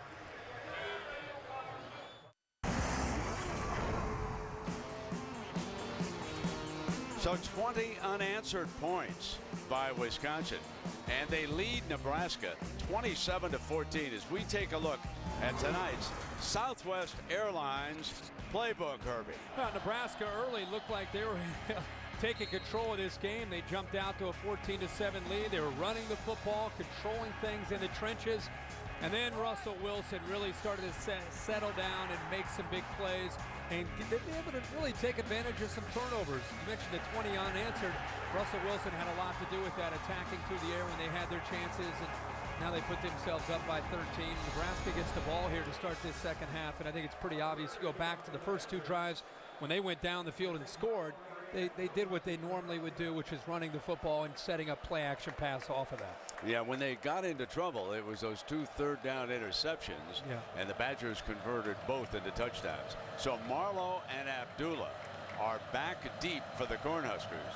They have the first possession of the second half. Abdullah is coming out from the 1-yard line. Breaks free. Out to the 39-yard line. Excellent field position as we take a look at the Pacific Life game summary and note how costly the turnovers have been on the part of our 2 quarterbacks here. Yeah, Taylor Martinez, the 2 interceptions that led to points, and Russell Wilson up to this point has been flawless. 12 of 16, 233 yards through the air. That's just one half of football. We'll see what Nebraska's defense tries to do here to make adjustments to slow down Wilson here in the second half. But this drive, very big for Nebraska. They roll Martinez out on first down. He throws an interception. So they open up with the passing game, and Martinez throws his 3rd interception. Fanelis, Antonio Fanelis is there. He's probably the best corner on the Badger team. Just an interesting call by Bo Pelini in Nebraska to start this second half. We just talked about the strength of this team is still the running of Martinez and Burkhead, maybe trying to catch Wisconsin off guard. Receiver falls down, but really that ball is thrown behind the receiver, and Fanelis, the experience that he has, he steps in and makes the interception. That's the 3rd turnover now in the last 12 plays for Nebraska. And remember, the Badgers have converted the last 2 interceptions into 14 points. And here they come with ball, opening up with a 9-yard burst as we check in down below with Aaron Andrews. Well, Brent, Bo Pelini couldn't outrun me in the tunnel there as I was waiting for him after the halftime. He just basically said, we need guys to start executing here on the defense, particularly the secondary. They're just not doing what we're asking them to do. And also for the offense, guys, he just says we have to get back on schedule, knock it off with the penalties. Well, so here's Russell Wilson again on second down with the ball across the Nebraska 35-yard line. Ball to daylight. He's got another first down at the 21-yard line as he broke free to the right side, forcing a defensive back to make the stop. Watch this wall, and the play is designed here, and it comes back. Great vision, and it shows you the importance of the blocks on the backside. The big tight end that time, Jake Byrne, did a good job of sealing that off on the backside, which allowed Ball to come back and make a play. And Wilson right back with the power running game, and Monty Ball. Stafford making the stop. Brent, Monty Ball runs the football hard. I mean, he is a tough, physical runner. He and James White really complement each other. Comes out of the game, and now the quickness of White checks back in. And behind that offensive line and what Russell Wilson can do, boy, this is a good-looking Wisconsin offense. Ball for the night, Herbie, has rushed for 76 yards. White only 5 and 4 carries. So Ball has carried the load tonight. And here's the quickness of White. He'll now get the carry, and he shakes a tackle, but he's down at the 15-yard line. As you look at Russell Wilson coming here after being made basically a free agent by North Carolina State. Consider this youngster was a 4th-round draft choice by the Colorado Rockies. They have him at second base, and they experimented with his batting stance throughout the summer. His numbers are not great as a hitter, but believe me, the Rockies still think the world of him as a second baseman. He's not going to have to return that bonus, and we'll see about the decision he makes. As you watch him play quarterback, you think about Drew Brees. There he is pitching it out to James White, and White gets close to a first down before Meredith makes a stop. Well, he has the instincts of a middle infielder. I don't know what they're doing to his batting stance, but all I know is he's a tremendous athlete. and his awareness on the field and poise and leadership. I think that's what makes him the player that he is. And to anybody who can walk onto any campus in the country, and after 4 or 5 weeks, you're unanimously voted a team captain, I think that shows you a lot about the character and what his teammates, his new teammates think of him. Badgers are not going for a field goal. On 4th and 1, they bring ball in, and Nebraska burns its first timeout here in the second half. First team timeout. So Brett Bielema trying to drop the hammer here early in the third quarter. 20 unanswered so far for the man who replaced Barry Alvarez. A lot of questions around Madison about what he would do, what kind of a coach he'd be. He's answering all the questions the last few years. 11:53 left in the third quarter. 4th and 1, and the Badgers will have none of that field goal business here. They're going for the first down. They're going for the juggler early here in the second half.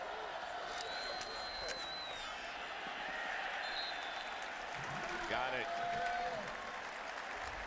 Just challenged him right up the middle. You almost knew what was coming, and still Nebraska's defense not able to stop them. And that battle up front, Kahns, who's one of the top centers in the country, going up against Steinkuhler and Jared Crick in the middle. Those double teams are working, and a lot of times they're getting a good push here. And as more of this game goes on, the more that battle up front becomes important for Wisconsin.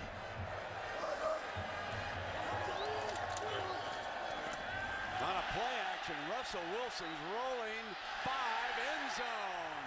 Touchdown, Badgers.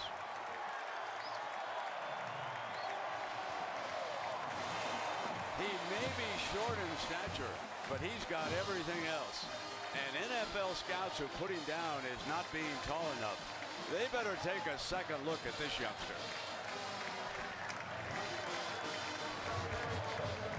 That's P.J. Smith. He's talking to P.J. Smith because he lost contain.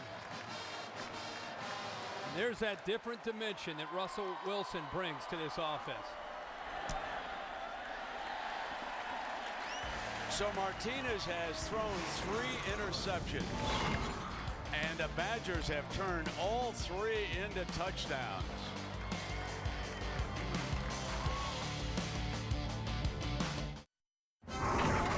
Saturday Night Football on ABC, presented by Southwest Airlines. Find our fares online only at southwest.com.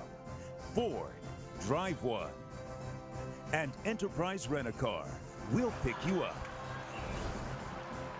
So we are back in Madison, Nebraska's first Big Ten Conference game. And it has taken a sour turn here for the Cornhuskers.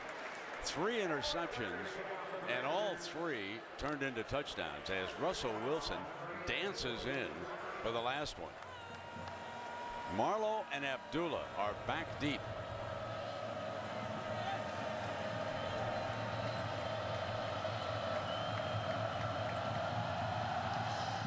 Lerner kicks it away. He's had trouble kicking the ball out of bounds from time to time. Picked up by Abdullah, coming down the near sideline to the 40-yard line. Herbie, let's go back to that last score. Well, 1st and 10, ball's at the 10-yard line. Nebraska has 10 guys up close to the line of scrimmage. Great play action call on 1st and 10. P.J. Smith has contained.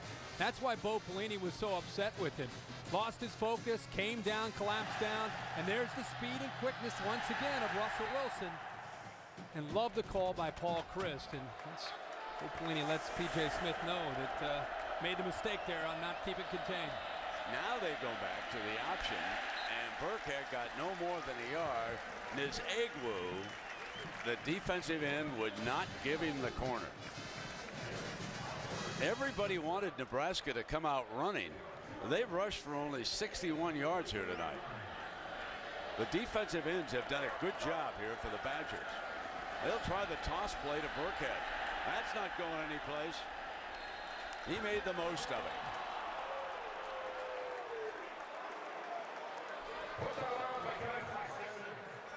One of the few mistakes we've seen from the Badgers here for about the last quarter and a half or two.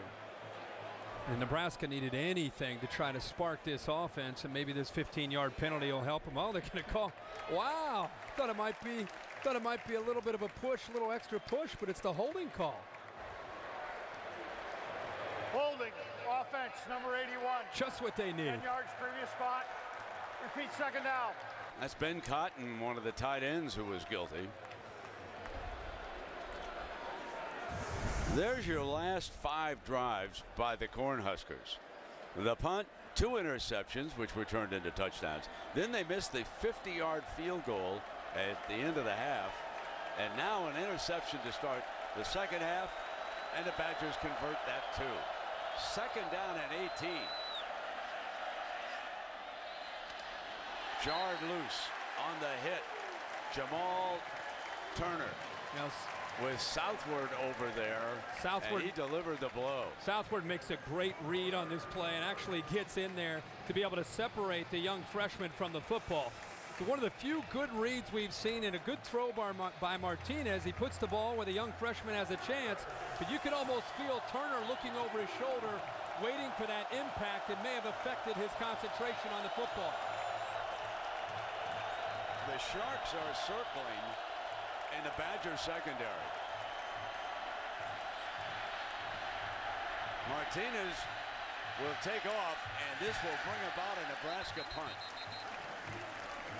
Buttram made the stop defensively. This defense right now is playing with a lot of confidence, and when you create turnovers and your offense turns them into points, there's time they rushed 3 and they dropped 8 back into coverage. Nowhere to go with the football. And again, they chase down Taylor Martinez. Here's Maher. Now Bruderis is back deep. Timeout. Wisconsin. First team timeout. So now the return team, as the return team comes to the sideline, and we're going to send you to Robert Flores for an update. Robert? All right, Brett, AT&T All-America Player of the Week update. Russell Wilson doing things in Madison. Tyler Wilson doing things in Arlington earlier this afternoon. School record 510 yards for Arkansas, 3 touchdowns, and a come-from-behind win against Texas A&M. You can vote by texting VOTE to 55862. Gentlemen, A&M outscored 25-3 in the second half today. Yeah, and they melted down against Oklahoma State, Robert, last week. They can't wait for that SEC game against Vanderbilt. So here we are now, back to punt.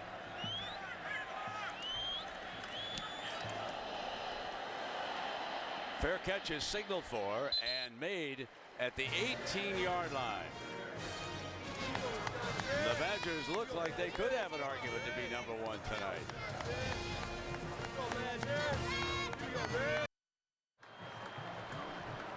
The Coaches Trophy, presented by Dr. Pepper Herbie, and that'll be awarded at the 2012 All-State BCS Championship game in New Orleans. A lot of fans here in Madison have asked me about the possibility of the Badgers getting into that game. Tell me about that. Well, they're going to need some help. I mean, the perception nationally, the Big Ten, is it's not the most dominant conference out there. So you need Oklahoma, you need LSU, you need Alabama, you need Stanford to all lose to have a chance, I think, to get up there. So here comes the running game of the Badgers. Herbie, it is remarkable as we take a look at Russell Wilson and what he means as offense. Well, again, we knew coming in the difference that he made in this offense because of his athletic ability, but I think what people may be learning to appreciate is his ability to drive the ball downfield with accuracy. You can see the poise that he has in the pocket. He really doesn't strain when he makes a throw. I mean, it looks like he's in the hole making a throw at shortstop or, making a play at second base. Gets back there, throws the ball, and the timing that he has with this new group of receivers is something that I really appreciate myself. Rolling to the right and firing to a wide open receiver, and Nick Toon that time did not hold on. When you go back to Russell Wilson and you talk about him, Brett Bielema told us they never recruited as hard in his life for one player as he did Russell Wilson. He said, I really don't follow baseball, but every morning I would get up, look at the box score. And if he'd get a couple of hits, I'd send him an email, which was legal, congratulating him. If he'd go 0 for 4, I'd say just keep your head up and keep on coming. There'll be another game. So Brett Bielema really put the full court press on Russell Wilson, and I think we can see why here tonight. There he is under pressure, dropping it off underneath to Pedersen, his tight end. And a great time to call this 3rd down, and if you study Nebraska, you know that that's when they're going to bring a lot of pressure. And they bring one more than you can handle. The defensive end, Meredith, is able to come free. The danger in that is what can happen if you don't make it to the quarterback. And how about the poise again? He knows where the outlet is. He gets the ball thrown. And Pedersen, who is a tremendous athlete, gets upfield in a hurry. 1st down and 10. Russell Wilson and the Badgers trying to move it down the field again. Ball bursts to the 44-yard line. And when Russell Wilson made his visit to Madison, guess who met him at the airport? That's right, Coach Bielema. Put him alongside. Didn't take the short route to the stadium and the campus. No, sir. He drove right down the heart of town, that beautiful street that looks at the Capitol in downtown Madison. He knew how to impress this young man. 2nd down and 3. What a great running game, but that time Monty Ball couldn't do it. Austin Cassidy, the veteran safety, up. Well, this is where Wisconsin, when they have you up by 20 points, they can really try to take your will away. And they have this combination of being able to convert on 3rd down with Russell Wilson and also still leaning on you. That's the thing. You get so caught up in Russell Wilson, you forget that those offensive linemen are still double teaming Crick and Steinkuhler and working up to those linebackers. And it's not very often you see a Nebraska defensive line start to get a little weary in the 2nd half against a big offensive line like this.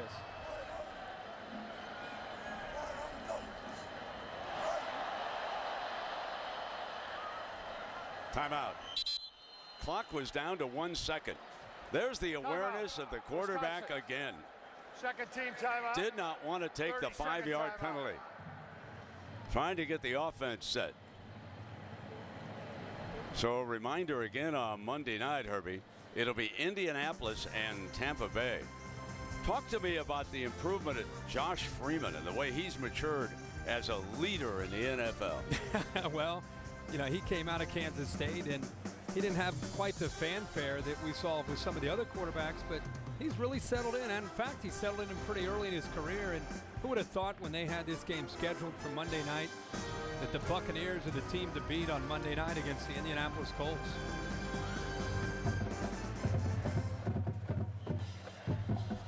So the offense is back for this 3rd down, trying to keep this drive going.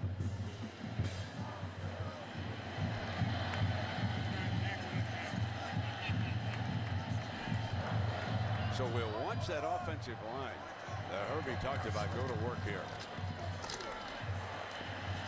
There's your 1st down, Monty Ball. Now, we've talked about what a day this is and a weekend in Wisconsin. How about the Milwaukee Brewers, the smallest team in Major League Baseball? They defeated Arizona earlier today, 4-1, first game of the playoffs. Here tonight, the Badgers are taking care of business, and tomorrow up in Green Bay, the Packers a big favorite over Denver. So if you're a Wisconsin sports fan, this has got to be one of the greatest weekends ever. You think Prince Fielder will stick around after this great year by the Brewers? I don't know. A lot of people think he may go to the Cubs, but after this year, he should stick around. James White. They'll pay him. Here comes the end around. Abradaris to daylight. And he is down just shy of the 35-yard line. Still attacking, still trying to come up with plays. Love the call here. And again, you get so focused on the running game and what Russell Wilson might do. You got to be aware that Abradaris has the quickness and speed in the open field to be able to make a play. And look at the lineman downfield. Cons is downfield trying to help out. Frederick is downfield. Just a good job by these linemen of executing when it comes to blocking downfield along with the receivers. So the offensive coordinator is Paul Christ as White gets the handoff. And here's a story about Christ. When he was checking in on Russell Wilson, he had a friend in the North Carolina State locker room. That's right. The trainer back there actually played football for Paul's daddy here in Wisconsin. And that young man told the offensive coordinator at Wisconsin, you could not be getting a better person or quarterback than Russell Wilson. Paul Chryst said, that's all I needed to hear. And he, too, wanted to have Russell in this offense. And the combination of one of the best offensive coordinators in the Big Ten and this quarterback, you got your hands full when you deal with this offense, ladies and gentlemen. There's Wilson on that play fake again, firing and diving, incomplete. The other story about Paul Chryst is he was offered about $1 million to be the offensive coordinator down in Texas and really considered leaving. But when it came down to it, I think he really loved the culture here in Madison that Barry Alvarez created, and now Brett Bielema continues to do such a good job of even trying to take it to that next level. So Paul Chryst, as you said, recognized as one of the top play callers and offensive coordinators. They just have a great fit here. They don't worry about 5-star recruits and chasing down, some kind of list. They try to find guys that fit their system and their culture. And I think Paul Chryst really loves what they have here, and that had a lot to do with why he stuck around. You saw Barry Alvarez up in his box watching this game. Previous play is under review. The ruling on the field was an incomplete pass. He's such a comfort zone for all the coaches of all the sports, because here's a guy who's been in the field of battle himself. He's not just a businessman. He knows what it's like to coach a team, be it basketball with Bo Ryan here or Brett Bielema as the football coach. And he was a sensational head coach here at Madison. See if he gets his hands underneath this. What? Whoa. It's on the ground. It's on the ground. And hands initially got under, and then the ball touched the turf. Bo Ryan just talk about a guy who doesn't worry about recruiting off of a list. Bo Ryan, you do a lot of his games. I mean, he is one of the best in the business, one of the most consistent programs in the country. You're exactly right, Herbie. The other thing they've got here, tremendous hockey program. Mm-hmm. Yep. So Barry Alvarez, in case you didn't know, once was a linebacker for Nebraska. Played for Bob Devaney back in the mid-'60s. Devaney had moved to Lincoln. And watch as here is the athletic director at Wisconsin intercepting a pass against the Badgers back in the mid-'60s. Following the review, the play stands as called incomplete pass. So Alvarez probably made his mark as a coach when he was the defensive coordinator under Lou Holtz. Now, how would you like to be the defensive coordinator for Coach Holtz? You'd learn a lot, wouldn't you? The doctor is in the office. He'd like to talk to you about those 2 touchdowns your defense gave up last week. Well, the great thing is when he was in South Bend, they didn't give up very many touchdowns. 3rd down. No, it was a heck of a defense. And Alvarez then became the head coach here at Wisconsin, and he said he wanted to pattern the program like that in Lincoln. Close the borders of the state, get the state to rally around the team, and the rest is history. And Wilson will get the 1st down and more out of bounds at the 14-yard line. Cannot tell you, Herbie, how impressed I am watching this young man manage a football game. Well, he leads the nation in converting on scrambles on 3rd and 5 and plus. And this is another one. See Dennard in man-to-man coverage there with Toon. He stayed with him. And instead of having the awareness to be able to turn back and look to see, right there, you've got to get off of your receiver and be able to come down. But he followed Toon back to the middle of the field. Made it very easy for Russell Wilson to pick up more yards. He's passed for 249 and rushed for another 33 here tonight. He's passed for 2 touchdowns and he's run for a 3rd. You talk about a great night, and one that is spoiling Nebraska's entrance into the Big Ten Conference. Yes, I think he's proving that he's just such a compliment. I know we're talking a lot about Russell Wilson, but I think it's the compliment that Monty Ball, who's close to 100 yards on a night, the big offensive line. It's just there's so much for any defense, not just Nebraska, but any defense to have to prepare for because of the balance and the versatility. You got to stop the running game first and then work to trying to be able to contain Russell Wilson. But that's much easier said than done. That's a tough thing to do. Well, the Badgers are clearly stamping themselves as the favorite to win the leaders division. They're in the opposite division from the Cornhuskers. The Cornhuskers are in the Legends division as the Big Ten for the first time split into 2 divisions, and they'll have a championship game this year. Now here are the 2 divisions. Let me give you a little key. In the Legends, think M and N. M and N. That'll lead you to it. Iowa, of course, a regional team, but there's your leaders division on the other side, and don't rule out Illinois. That's a team that has really stepped up this year. Yeah, up to 5-0, and you look at the leaders, you try to, outside of Illinois, you have, of course, Wisconsin, but this is going to be an interesting race on both sides. But the Badgers at this point I think it's clearly that they are the team to beat the entire Big Ten. Underneath, but another first down. It's now 1st and goal. Meredith was closing in, but he couldn't get there in time. The release is beautiful. Well, he just is able to feel the pressure. Meredith comes clean, but he's able to see that. I mean, and that's the experience and the feel. And I got to go back to it. It's one thing to recognize that as a quarterback, but to be able to have receivers that are kind of in sync with you and know when you're trying to get rid of the football. He and Aberderis have shown that all night tonight. Monty Ball has already scored 2 touchdowns. He gets a chance for a 3rd, and he'll be stopped. No, breaks away. He's got it. How about that run? Looked like he was stopped, slipped free. Touchdown number 3 for Monty Ball.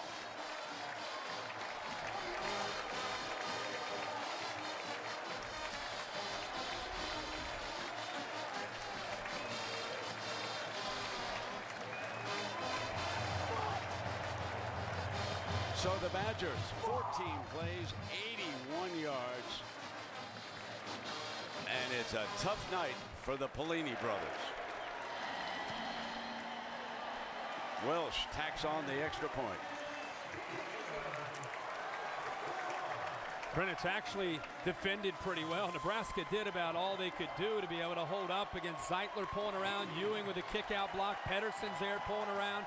They're there. It's just a matter of now you got to tackle Monty Ball. I mean, 14 plays, some running, some scrambling, some passing. Now you're there to make the play, and he just runs through 2 or 3 arm tackles. This is a perfect situation for the Badgers. Ohio State has had all kinds of problems this year. Penn State is experiencing difficulty offensively. As you look down the road at the schedule, they're a huge favorite to wind up in the Big Ten championship game, Herbie. The challenge you think they might have is being able to garner enough respect because of who they might be playing. When LSU and Alabama and all these other teams that are up high, even Oklahoma, are going to be playing some big high-profile games, who is going to be on their schedule to be able to help them even if they run the table? So if you have teams unbeaten at the end of the year, that's where they could be on the outside looking in, and that's when they would need to help. Let me point out the Rose Bowl is not a bad place to wind up. Oh, yeah, you're preaching the choir there. I'm with you. Some of the Rose Bowl representatives are on hand here tonight, and I'm sure that they're very impressed with what they see with this Badger team. And of course, tomorrow we switch to the Sunday Players NFL Countdown, presented by IBM on ESPN at 10 a.m. Eastern. And I dare say that Chris Carter, who's on that panel, he's probably shaking his head about what's happened to the Buckeyes, just like you, Herbie. Yeah, you watch that game today, and I think about anybody, whether you're an Ohio State fan or not. And you're watching a game and you're wondering, have they given up more sacks than they have first downs? And that's a long day for an offense. Here's the handoff. And 1st and 10 for the Cornhuskers as we check in with Robert Flores. Hey, Brent, here's what's happening on SportsCenter right now. Game 2 of the series between the Rangers and the Rays. Neftali Feliz gets Ben Zobrist to fly out, and that ends it. Series tied at 1. Meantime, the suspended game 1 of the series between the Yankees Tigers resuming tonight. Yankees on top, 8-1. Robinson Cano, grand slam. Yeah, Robert, and here Burkhead with a strong run, but Nebraska's on the short end of a 41-14 score right now. So who's going to win the World Series? The Philadelphia Phillies. Who are they going to play? Themselves. No, I'm teasing you. And the American League, I like Tampa Bay a little bit, to tell you the truth. What a way to end the season and get into the postseason. Yeah. There's the handoff. But just to follow up on the Philadelphia Phillies. That pitching staff, Herbie, I think is one of the best rotations to come along in the last couple of decades in Major League Baseball. I was shocked when they had the 8-game losing streak, but it already wrapped up the division. They were in the playoffs. They had the best record. But you go and lose 1 or 2 games, and you got another ace coming right after you. That's one after another. It's tough to match up with them in a series. It's like what it's going to be like as Martinez pitches one to the outside beautifully to Turner, and they've got another first down. So they're putting a drive together here all of a sudden. Yeah. I think it might have to do with the score of the game and maybe a different mindset from Wisconsin. But you know, I think this game, you and I talked at halftime. I think Jesse mentioned something even at halftime. Desmond mentioned something at halftime. You're going to see Nebraska going back to kind of who they are, their identity, run the football. In the first play, they came out, play action, threw the ball, and interception. That completely changed the complexion and I think of the mindset of both of these football teams. Agree. But if you're a warrior like Burkhead, you just keep on bringing it. You don't even think about the scoreboard. You're a football player and you keep on coming with 1 minute left here in the third quarter, 41-14. He's rushed 11 times for 54 yards here tonight. Martinez for 45 yards. They've scored the 2 touchdowns for Nebraska. There's that fake and then basically a running play with Turner on the outside. Still on his feet, no whistle, got the first down. And he has the option there to run the football or to just throw it out there with Turner being back behind the line of scrimmage. He's just checking first to read. He's going to keep the football, and once he has Borland right in his face, he's got Turner out there just sitting by himself, so it's that triple option that you see so many offenses running these days. Well, let's see if they can finish this drive. Burkhead, and he is stopped.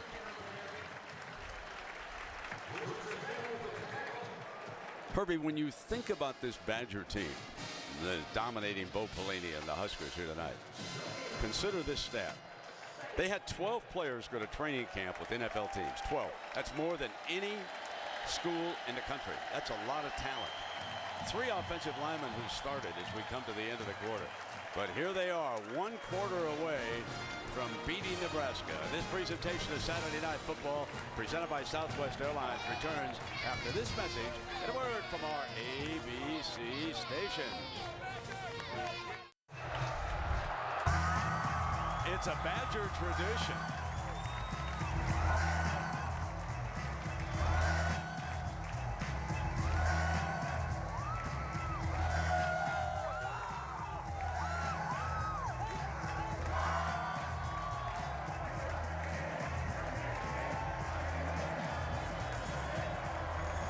Between the third and the fourth quarters, jump around, and I can only imagine how they're jumping around on State Street.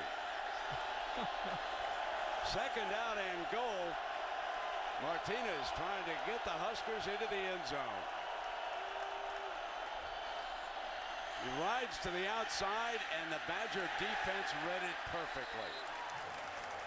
Kevin Claxton. Herbie, you talked about him early. Yeah, this defense is not going to give up on his football game, even with this big lead. They're containing Martinez, forcing him back to the inside. It's the way they've been schooled. Borland gets out there, Henry gets involved, Claxton's right there. This defense is flying around right now. Third down and goal.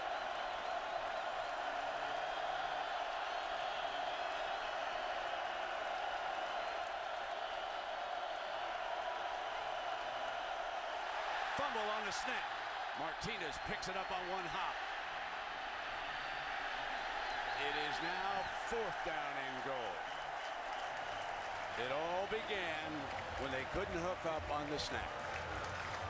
You talked in the open that this defense is missing a starting safety in Shelton Johnson, a starting defensive end in David Gilbert, and even a corner in Devin Smith.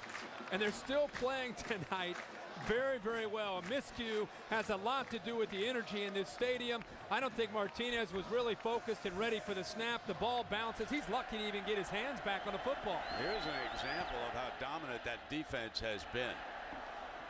A 32-yard field goal instead of going for the 7 points. So the field goal is good. But credit the Badger defense on that series.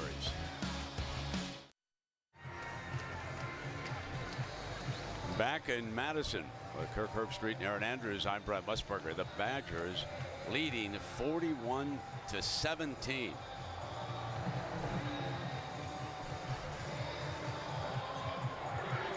Some of those Husker fans who paid scalpers prices here tonight are probably wondering how they can get their money back. White is back deep with Abruderis. This is White from the 6.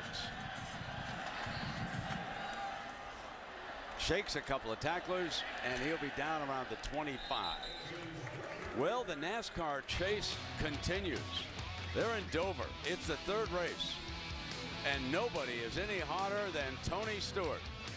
Smoke has captured the first 2 legs of the chase, almost unheard of, and Stewart has put himself right in contention to win it all. There he is. He has jumped into the lead. Can he make it 3 in a row? We'll tune in tomorrow to find out. Smoke, huh? Smoke. Good guy. James White, tough competitor. Would have made a good football play. First down and 10. So here comes that running game to work on the clock now when you're up 41-17. Now you work the clock and you continue to grow as a team on both sides. Nebraska, and it's going to be one of those games when you don't want to get into the film room with Carl Pelini and Bo Pelini. And anything you can do to try to help yourself here, you want to show character, you want to show heart. 41-17, and it's still a long way to go in his 4th quarter. Pretty easy to shut it down. You can't do that.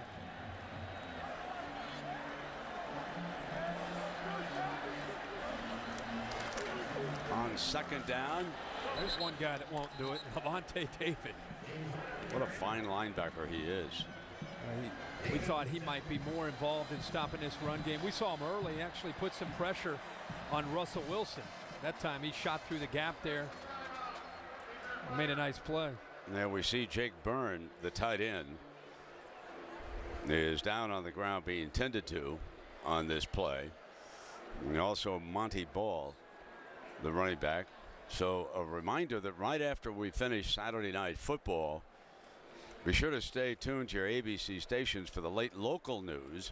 And if you want some more sports scores or some highlights from today, tune into SportsCenter on ESPN.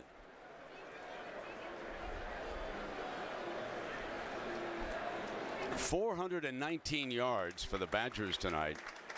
275 for the Cornhuskers. Nebraska has not yet run for 100 yards. 99 on the night. Now they will pass 100, but it has been a struggle for their offense. 3 intercepted passes turned into 21 Badger points here tonight. And next week, Nebraska goes home to play Ohio State in Lincoln.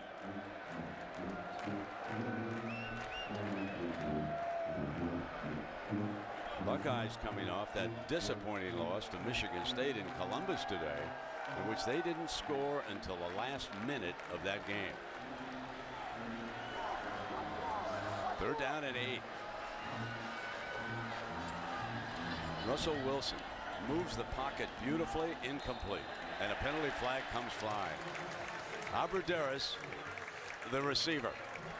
And it's Deontay Evans, who's had just a tough night tonight, playing out there in man-to-man coverage, and a lot of times he's been matched up with Abruderis.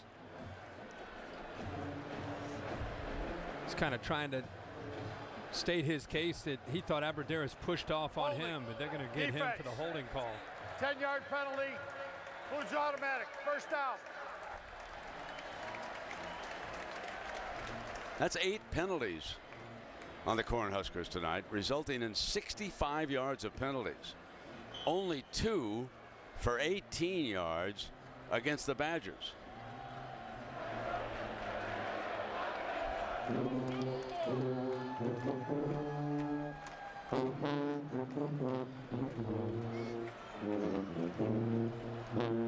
And no one one can be more disappointed in what's happened here tonight than Bo Pelini, the head coach. Another first down on a power run by Monty Ball, the junior. He's now rushed for 113 yards tonight and 3 touchdowns. It is pretty impressive to see that he has 113 yards. James White, just not a huge night. 9 carries for 16 yards, but the power is what makes Monty Ball so unique and so special. Osborne hit him pretty good, but even watching Thursday's practice, a guy who was on the scout team accidentally filled the hole against Monty Ball, and boy, he ran right through him. He doesn't care if it's the scout team or he's out here playing Nebraska. He runs one way, and that is full speed. Ball comes back and picks up a couple more yards on the night. Meredith in on the stop as we check in on some updated statistics regarding our impact players. See how these fellas have done here tonight. Wilson, Ball, and Toon have been standouts. They sure have. And when you have a quarterback and a tailback and receiver like Al Toon that step up and make plays, Nick Toon rather, step up and make plays for you, it tells you all about the balance and again, the versatility that these guys have. And until you find a defense that can take away and match the physicality up front, they're going to do this to a lot of teams. Ball continues bringing the hammer. You know, we talked about the impact players, the quarterback and the running back and the receivers, but you got to talk about the offensive line over and over and over. And this is a big night for them, to be honest with you, Brent, because the first 4 games they played inferior opponents, mainly Oregon State, probably the most high-profile team, and they weren't quite in sync yet. You know, they lost some great players, 3 of them starting now in the NFL from last year. They needed this kind of game against a good defense, I think, to get them the continuity and the confidence as they move on through this game. James White now comes in to run behind that offensive line. Actually, he'll try to get the edge on this play, and he crosses the 35-yard line. As we check in on these fellas, remember there's only 2 starters back, really. Cones at center and Wagner moving from the right side over to the left. The one thing about being a left tackle at Wisconsin, you are headed for Sunday football. Yeah, that's one of the reasons they're able to recruit such big guys. You said earlier, you know, they lose 3 guys that start in the NFL. The next 3 step in. And Cons is a guy who I think is very unique. And I guess a lot of the NFL personnel thought that he might have been the best lineman on their line a year ago. He's one of the few centers you see pull. After he snaps the ball, he'll get around the edge and lead these running backs on a lot of plays. He threw a fine block there. White runs the other way, and there's the penalty flag thrown by the referee. One of the things I find interesting is every time we do a Wisconsin game and we talk to the opposing defensive coaches, and I don't care who you talk to, they all talk about the same thing. They all use the same adjectives. Oh my gosh, this offensive line. This is the best schooled offensive line that we face all year. Perfect technique, effort, determination, attitude. You know, every single team that has to face Wisconsin, that's what they're known for. And the reason it makes it unique that you have Russell Wilson is they're not changing who they are just because of Russell Wilson.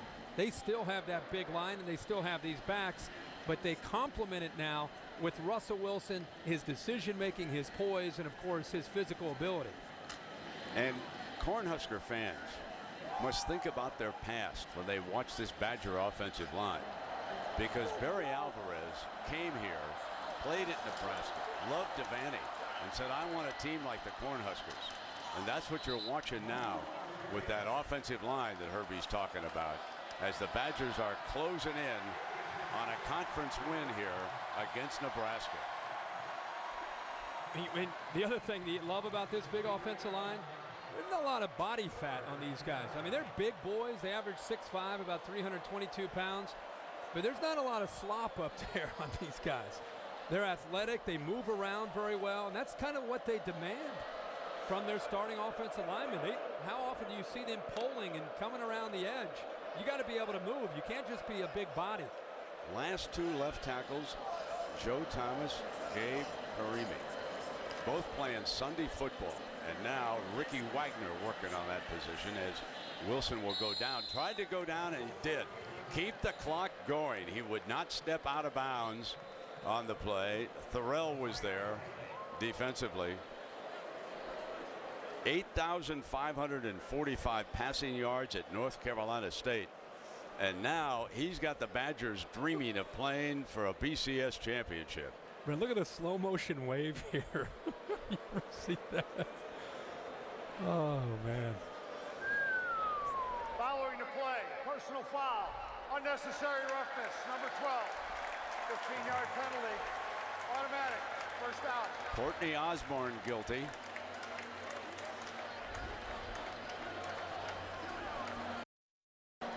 Well, if the Badgers score again, they'll be close to hanging half 100 on the Cornhuskers. Who would have thought that?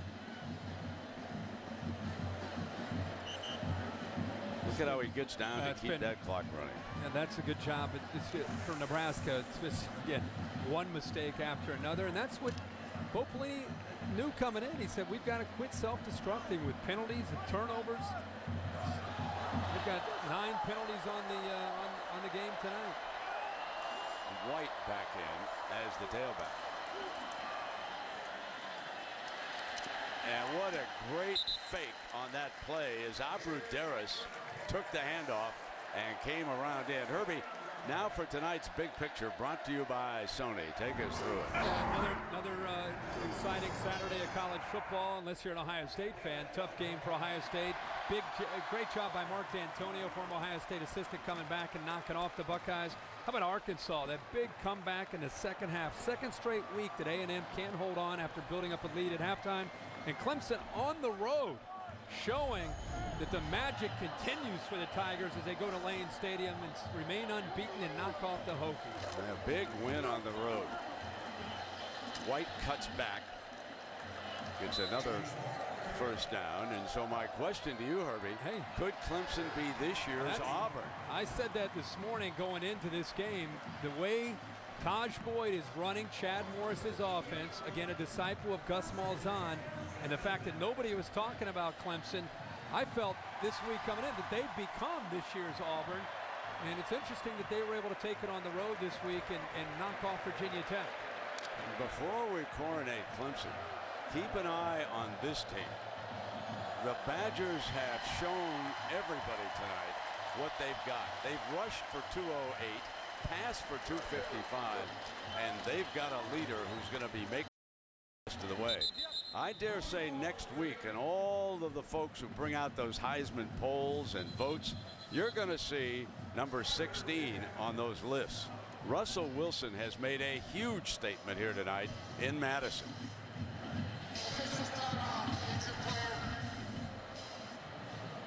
And the young man will have a decision to make down the road, as we've got one of the big linemen. That is Zeitler, Kevin Zeitler, who's shaken up, and Brett will go out and he's talking to his quarterback, and why not? What a leader he's got.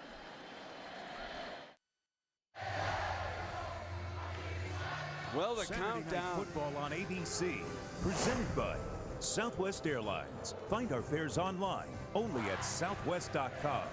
The new 2011 Jeep Grand Cherokee. And Aviva. We are building insurance around you. Kirby, you're impressed with the crowd here at Camp Randall. I mean, it's just a big party here. I guess when you're up 41-17, they're just singing songs.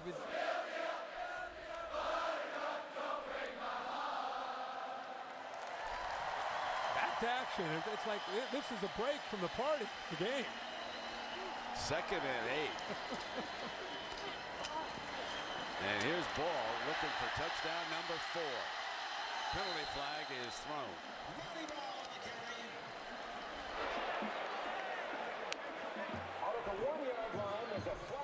Well, he is a good-looking back, isn't he? God, last year. Holding, number 19, offense, 10 yards. Just foul to the a foul. quick story about Repeat Monty second Ball. down. Last year, John Clay was the featured back early in the year. Big, physical back. And the true freshman, James White, beat Monty Ball out in camp. And as the season went on, James White and John Clay became the kind of the 1-2 punch. And Monty Ball worked himself down to number 3. And instead of going in the tank, he kept working, kept studying film, kept preparing. And when John Clay got hurt, he stepped in and took advantage of his opportunity, and then it became Monty Ball and James White kind of carried him the last 5 or 6 games of the season, and it's really paid off for him last year, and now, of course, you see him running very, very well this year. Busts off a would-be tackle, 1 block away from a touchdown.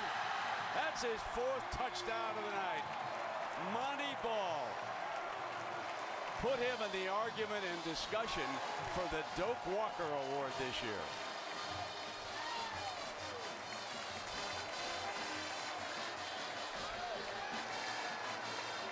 Put everybody on this team in every argument. That's true. I mean, they're going to have an outlet, I'm sure. Well, if you're going to play Wisconsin, you might want to put the arm tackles, just put them to the side. You better bring your shoulders, and you better lock and load with how physical you're going to have to be able to contain this offense. Monty Ball, 30 carries, 151 yards, and 4 touchdowns. We've been around Bo Pelini with some tough losses in 2 Big 12 championship games against Texas and Oklahoma. But I dare say that this one here tonight hurts more than either of these. 48 points against the Nebraska defense in their first Big Ten Conference game. They did not see this coming. No, I think you just touched on it. He's lost some tough games, some heartbreakers, but first game in the Big Ten, a conference that he played in. He was a captain at Ohio State. He knew the significance of this opportunity for his team, and to not just lose, but to lose in the fashion that they did, devastating. Abdullah with a burst for him. Gets out to the 40-yard line. Herbie, take a look at the Pacific Life game summary here for us. Well, if you joined us late, it was interesting early. Both the offenses were going back and forth. Taylor Martinez looked like he was going to settle in, but then the turnovers started. 3 turnovers, which led eventually to 21 points. And every time he turned the ball over, it seemed that Russell Wilson made a big play throwing downfield, this time to Nick Toon on that post route. First play of the second half. They come out, you think they're going to run. He throws the ball behind his intended receiver. It's picked off. And every time, as we said, they've turned this football over. Russell Wilson and the Badgers have been able to capitalize. There is the pitch for the I-back, and they pick up a 1st and 10 before Mike Taylor is over there on Rex Burkhead. You talked about how devastating a loss this can be to Nebraska. It's the first conference game. It will really challenge their youth and their inexperience to see how do they bounce back. Still a lot of football to be played. How does Bo Pelini and his staff, how is he able to get them back and get them to believe that they can still have a special year? It's still very early in the year to have this kind of loss. Ball is loose on the ground, but the line judge ruled it down prior to it coming free. Well, Nebraska looks up, and guess who's coming to town? An angry Ohio State Buckeye team.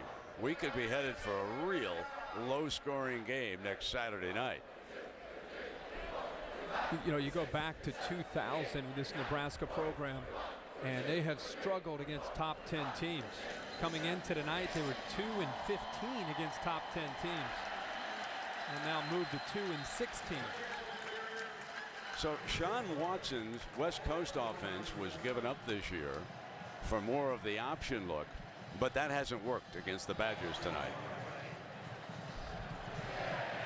It looked good early. You know, those first couple drives, they had good field position, and Martinez was making good decisions. We were talking about, boy, he looks like a different guy, and they're running and throwing. And at one point, he was 5 of 7, you know, and it found some open receivers in the middle of the Wisconsin defense, and then it was just like a switch.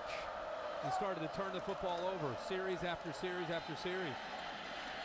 The 3 interceptions by Martinez turned into 21 Badger points, and that really is the headline.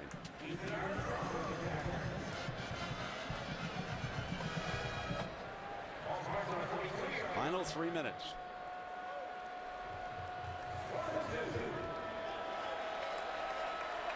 So Nebraska will return to Lincoln, and they have to regroup.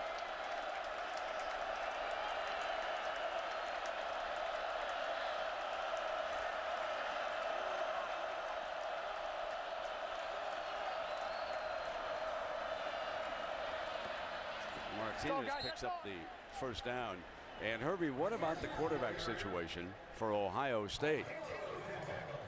Well, Braxton Miller started the game today, played the majority of the game, and then they went to Joe Bosserman late. Interesting to see what Luke Fickell and Jim Bowman, the Ohio State offensive coordinator, do when they head to Lincoln, because you could put Robert Griffin behind that offensive line and it wouldn't matter. It's not a quarterback problem. It's a really, really poor offensive line and offensive scheme problem in Columbus. Martinez just did get rid of the ball before he went down, and Burkhead picks up the first down for the Huskers. And a reminder to stay tuned for the Ford wrap-up show. That'll be coming up right after tonight's win by the Badgers.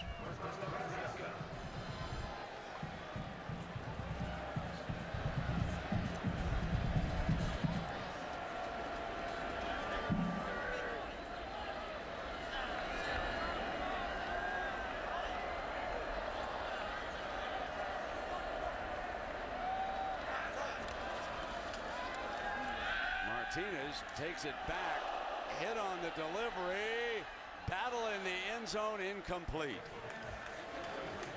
Kyler Reed the target, but the quarterback took a licking. This defensive line seems like every time he has dropped back in the pocket, they've gotten pressure, and it seems like Nzegwu has been able to beat the tackle more often than not. He just came off of the block by Hardrick and got to the inside. The crazy thing is Reed still had a chance to make a play there. Second down and 10. Gone. Throws to the outside. Not much of a gain with Cooper's first catch, as we have talked about Nebraska, but here's what the Badgers have ahead of them. Indiana, and then they go on the road to East Lansing and then to Columbus the next week. You would figure that those 2 weeks would wind up being a major test. Purdue, Minnesota, and down at Champaign. And who knows what that could be for. And then they close out here with Penn State. They do not draw Michigan this year. And there's the toss to Burkhead, and Burkhead is out of bounds at the 16-yard line. With all due respect to their schedule, you know, playing in the Big Ten, and as of right now, they have one ranked opponent remaining on their schedule after playing Nebraska tonight. That would be Illinois. Maybe Michigan State can move up before they play over in East Lansing, but the non-conference schedule, as easy as that was, and then playing in the Big Ten and not really being tested, that's my point about they'll eventually need help to be able to climb the ladder in the BCS standings. So here is Burkhead still battling on here late in this game, which they are going to lose, but you would never detect that as you watch Rex Burkhead continue full steam ahead. Herbie, your point is such a good one. They need help. They need LSU, Oklahoma, and Alabama to each lose. An unbeaten Wisconsin team getting through a Big Ten championship with those other teams with one loss, then they could be in business. But this is a different Wisconsin team. We've talked for the last 3.5 hours. It's a different Wisconsin team than we've seen the last couple years when they've had a team that's been competitive. They were in the Rose Bowl last year in the BCS and played TCU.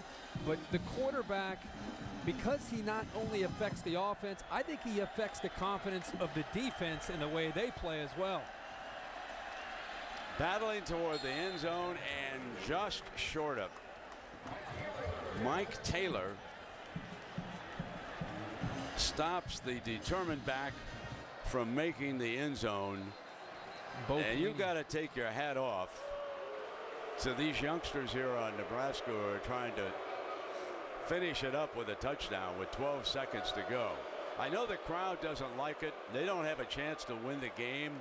But right now the Cornhuskers are thinking about next week. Something to build on. 81,384 on hand, and only the black-shirted Nebraska fans have headed for the exits. The Badger fans are still celebrating. And Tuesdays this fall, Tim Allen returns to ABC. New comedy about a man's man living in a house full of women. Tim Allen is Last Man Standing. Series premiere Tuesday, October 11th, 8/7 Central ABC. And Martinez did not get there. The crowd loving that stand.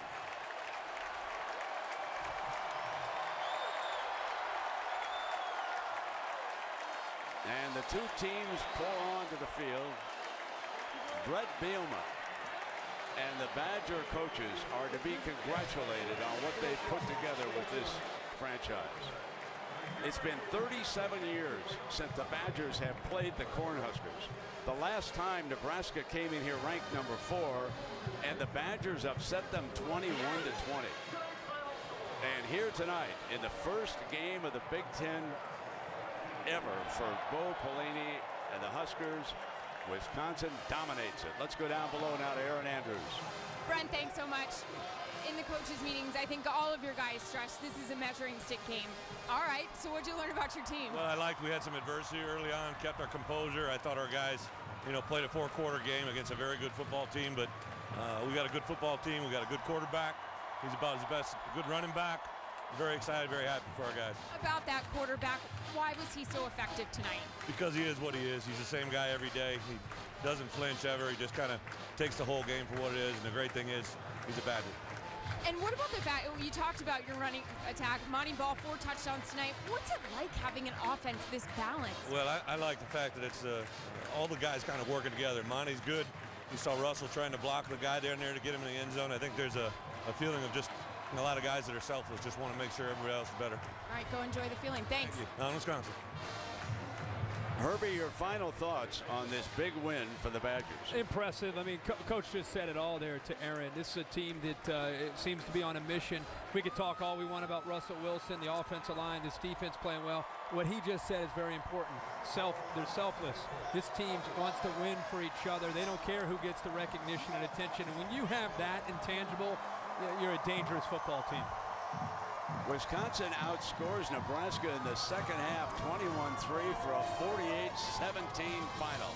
Next week, Saturday Night Football on ABC has Ohio State taking on these Cornhuskers in Lincoln.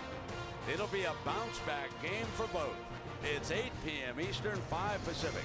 Thanks for watching ESPN on ABC. Badgers win a big one. Now we take you to the studio.